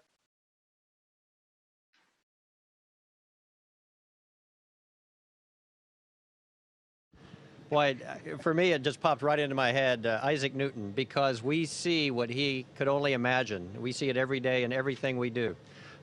Large objects that we can move with the push of a finger, although it takes a little bit of time to get them going. Small objects that bounce around very quickly. The angular momentum demonstration you just saw. All of these things, it's really hard to believe that he was able to imagine these things. And I would love for him to be able to see it. Great. Why don't we take another question on YouTube? Hi, my name is Jennifer Gates, and I'm a high school science teacher in the Midwest of the United States, mostly teaching chemistry and physics. And my question for you is, what's the most important thing that they should be learning and focusing on understanding at this time, in terms of perhaps working in science later? Or what do you feel like the most important thing was that you took from your high school science courses to help you get where you are today? Thank you. Well, that's a great question. I wish I could have taken everything in high school twice, actually, because there's so much information there for students at that time. And I know that's a really tough time in their lives and everything. And it is almost overwhelming, all the subjects that are offered to you and the choices that are offered to you at that time. I loved math and I love physics, and I happened to have a very enthusiastic physics teacher who just made me, I just couldn't wait to go to class every day. And we talked about things like, you know, Newton's laws and that sort of thing. And like Tom just mentioned, we get to see him up here in action, and their advanced phases and stages as well, like in orbital mechanics and those sorts of things. So that's the one that really piqued my interest. But we have a life support system on board that's very chemistry intensive, and we talk chemistry almost every day. We use mathematics every day. It's very important in mission control, too, for the people who support us. Trajectories to get up. I'm going back to Earth in about 3 weeks, and there are some brilliant mathematicians working on putting me in a very small spot in Kazakhstan. So there are people working, waiting there for me, and they're doing calculus, and they're running it backwards so that they can integrate all the way back to the ground and get me to the right place on the ground. So it's a lot of complicated science to make this all work. There's medical, you can see Chris has got a special thing on his head today. The medical science is very important to us, to what we're doing on Space Station. And no matter what you like, what your field is, you can find an area in that applies to space flight for sure. So just take all of them that you can and learn as much as you can about all of them. You'll probably need them all if you're going to end up in the space business, and you might need them all in almost any business you end up in. So take advantage of it. Why don't we take another question on YouTube? My name is Fraser Kane, and I live on Vancouver Island, Canada. And my question is for Chris Hadfield, who's been delivering all these beautiful photographs from space. And my question is, how does being on the International Space Station change your photography technique with the microgravity, the very harsh exposures, the very distant objects that you're trying to focus on, and perhaps the low light conditions? Thank you very much. Hey, thanks, Fraser. And I used to live on Vancouver Island as well. It's a beautiful part of the world and nice part of Canada. Taking pictures up here, especially outside, is quite complex at first. Fortunately, we have really good instructors down on Earth, some really good trainers who taught us, prepared us, gave us a lot of good tricks. The weird part about it is space is so incredibly black, so incredibly dark. It's a bottomless pit of deep black, almost so deep it almost has a texture when you look at it. And when you have that in part of your picture, and then the world reflecting the sunlight, especially the tops of clouds somewhere else, it's very difficult, at least for people who aren't professional photographers, to try and balance that and get a picture that looks good both ways. And the advantage of being in space, though, of course, we have cameras with fairly typical lenses on them, but we can get right out to 400 or 800 millimeter lenses, and they're weightless. We don't need a tripod. So every photographer in the world would love to have that much glass out in front of their eyes and not have to hold it up or not have to balance it. The best part is, even though we're not photographers by trade, of course, we have some really good professional photographers who train us, and we have a vantage point up here, a perspective that is absolutely unparalleled. So we do our best to take pictures of it. Thanks. Yeah, I'm not sure there's a bad shot of Earth from Space Station. The next question from social media is on Google+. It's from Hippiness Wins. And the question is, astronaut Marshall Porterfield Hadfield, good morning. And what is that on Chris Hadfield's forehead?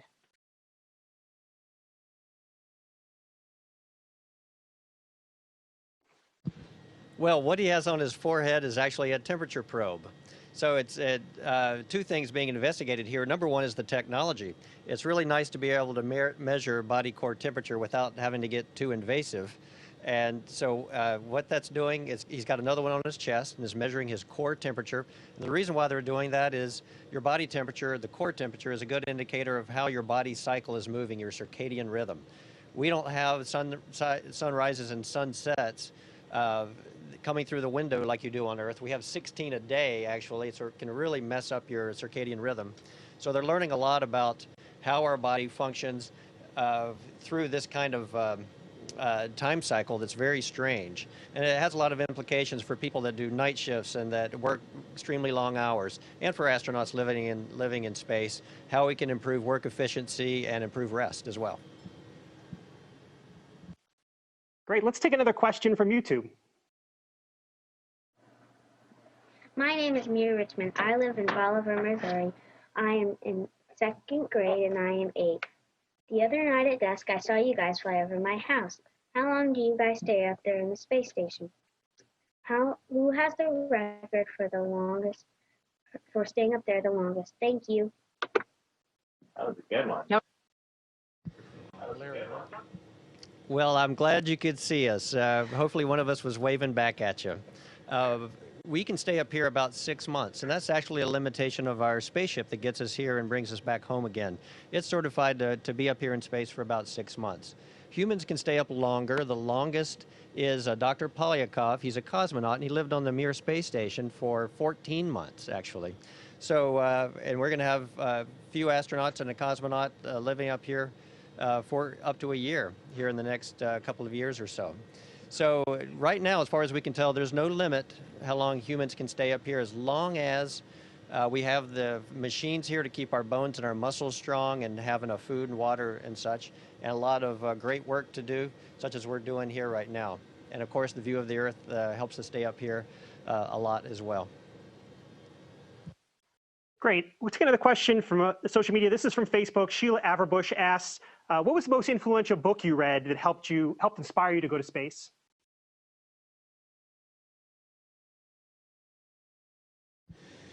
Well, I actually was inspired to pursue becoming an astronaut because of a book I read when I was about 13 or 14 years old by an astronaut named Michael Collins, who was part of the Apollo 11 crew. Me too. And it was called Carrying the Fire. And it was a fantastic account of his early life as a pilot and test pilot. And I just really fell in love with that profession because of that book. And of course, what he did was one of the most magical things that's happened in the course of human history, as far as I'm concerned, with the trip he took to the moon with Neil Armstrong and Buzz Aldrin. So that's what inspired me, that particular book. After that, I read lots and lots more that just inspired me further, but that was really the one that set it all off. Great answer. Why don't we take another question from YouTube? We have a couple more minutes before this portion of the event concludes. Hello, astronauts of the International Space Station. My name is Carolina Morales, and I'm a student of the Neil Armstrong Institute in Monterrey, Mexico. On behalf of my classmates, we would like to ask you the following question. How are you prepared to face medical emergencies in the space station? How do you treat regular sickness, and what do you do in case you need surgical attention? Thank you very much.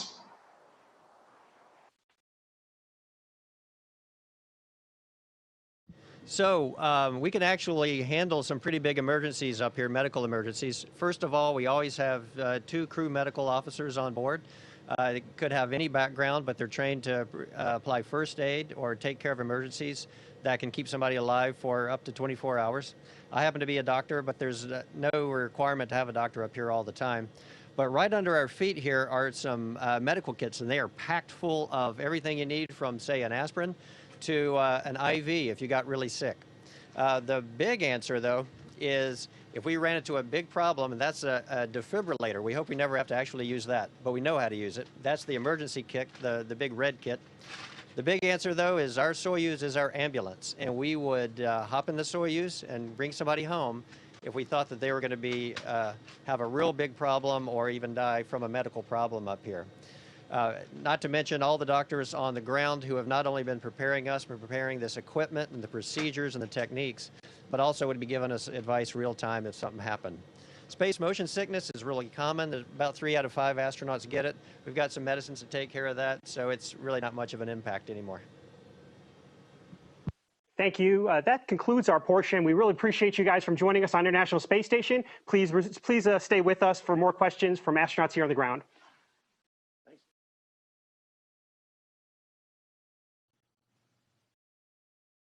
Station, this is Houston ACR. Thank you. That concludes the event. Thank you, Google Plus Hangout participants and NASA social media guests. Station station. We are now resuming operational audio communications. Good morning from Mission Control Houston, and welcome to this Friday's edition of International Space Station Update. So pretty busy week for the crew as they dealt with a number of science experiments and maintenance tasks throughout the week, and also some unexpected communications issues. Starting off on Monday, our 3 USOS crew members, Marshburn Hadfield and Commander Ford, enjoyed an off-duty day for the President's Day holiday. Following that, moving into Tuesday, they went in with a number of tasks, including Commander Kevin Ford preparing some items for the upcoming Dragon space flight to the International Space Station. That Dragon spacecraft, the second full-up commercial resupply mission of the cargo craft, scheduled to launch next week on Friday. We'll be bringing you live coverage of all of the Dragon events here on NASA TV. Again, that launch scheduled for Friday, March 1st at 9:10 a.m. If all goes according to plan, they'll then set that up for an early morning grapple and rendezvous on Saturday, March 2nd, delivering another cache of supplies to the astronauts on board the International Space Station. So again, on Tuesday, Commander Ford was preparing a number of items that are going to be returned on that Dragon spacecraft. Meanwhile, Chris Hadfield was inside of the Quest airlock doing some routine maintenance, scrubbing out the cooling loops on the U.S. Spacesuits used by these astronauts for spacewalks. While he was doing that, Tom Marshburn was collecting a few water samples from the station's environmental health system. But also on Tuesday at about 9:45 a.m. Central Time, the station experienced a temporary loss of communication with the grounds. This was due to an ongoing process by flight controllers as they were updating the station's command and control software.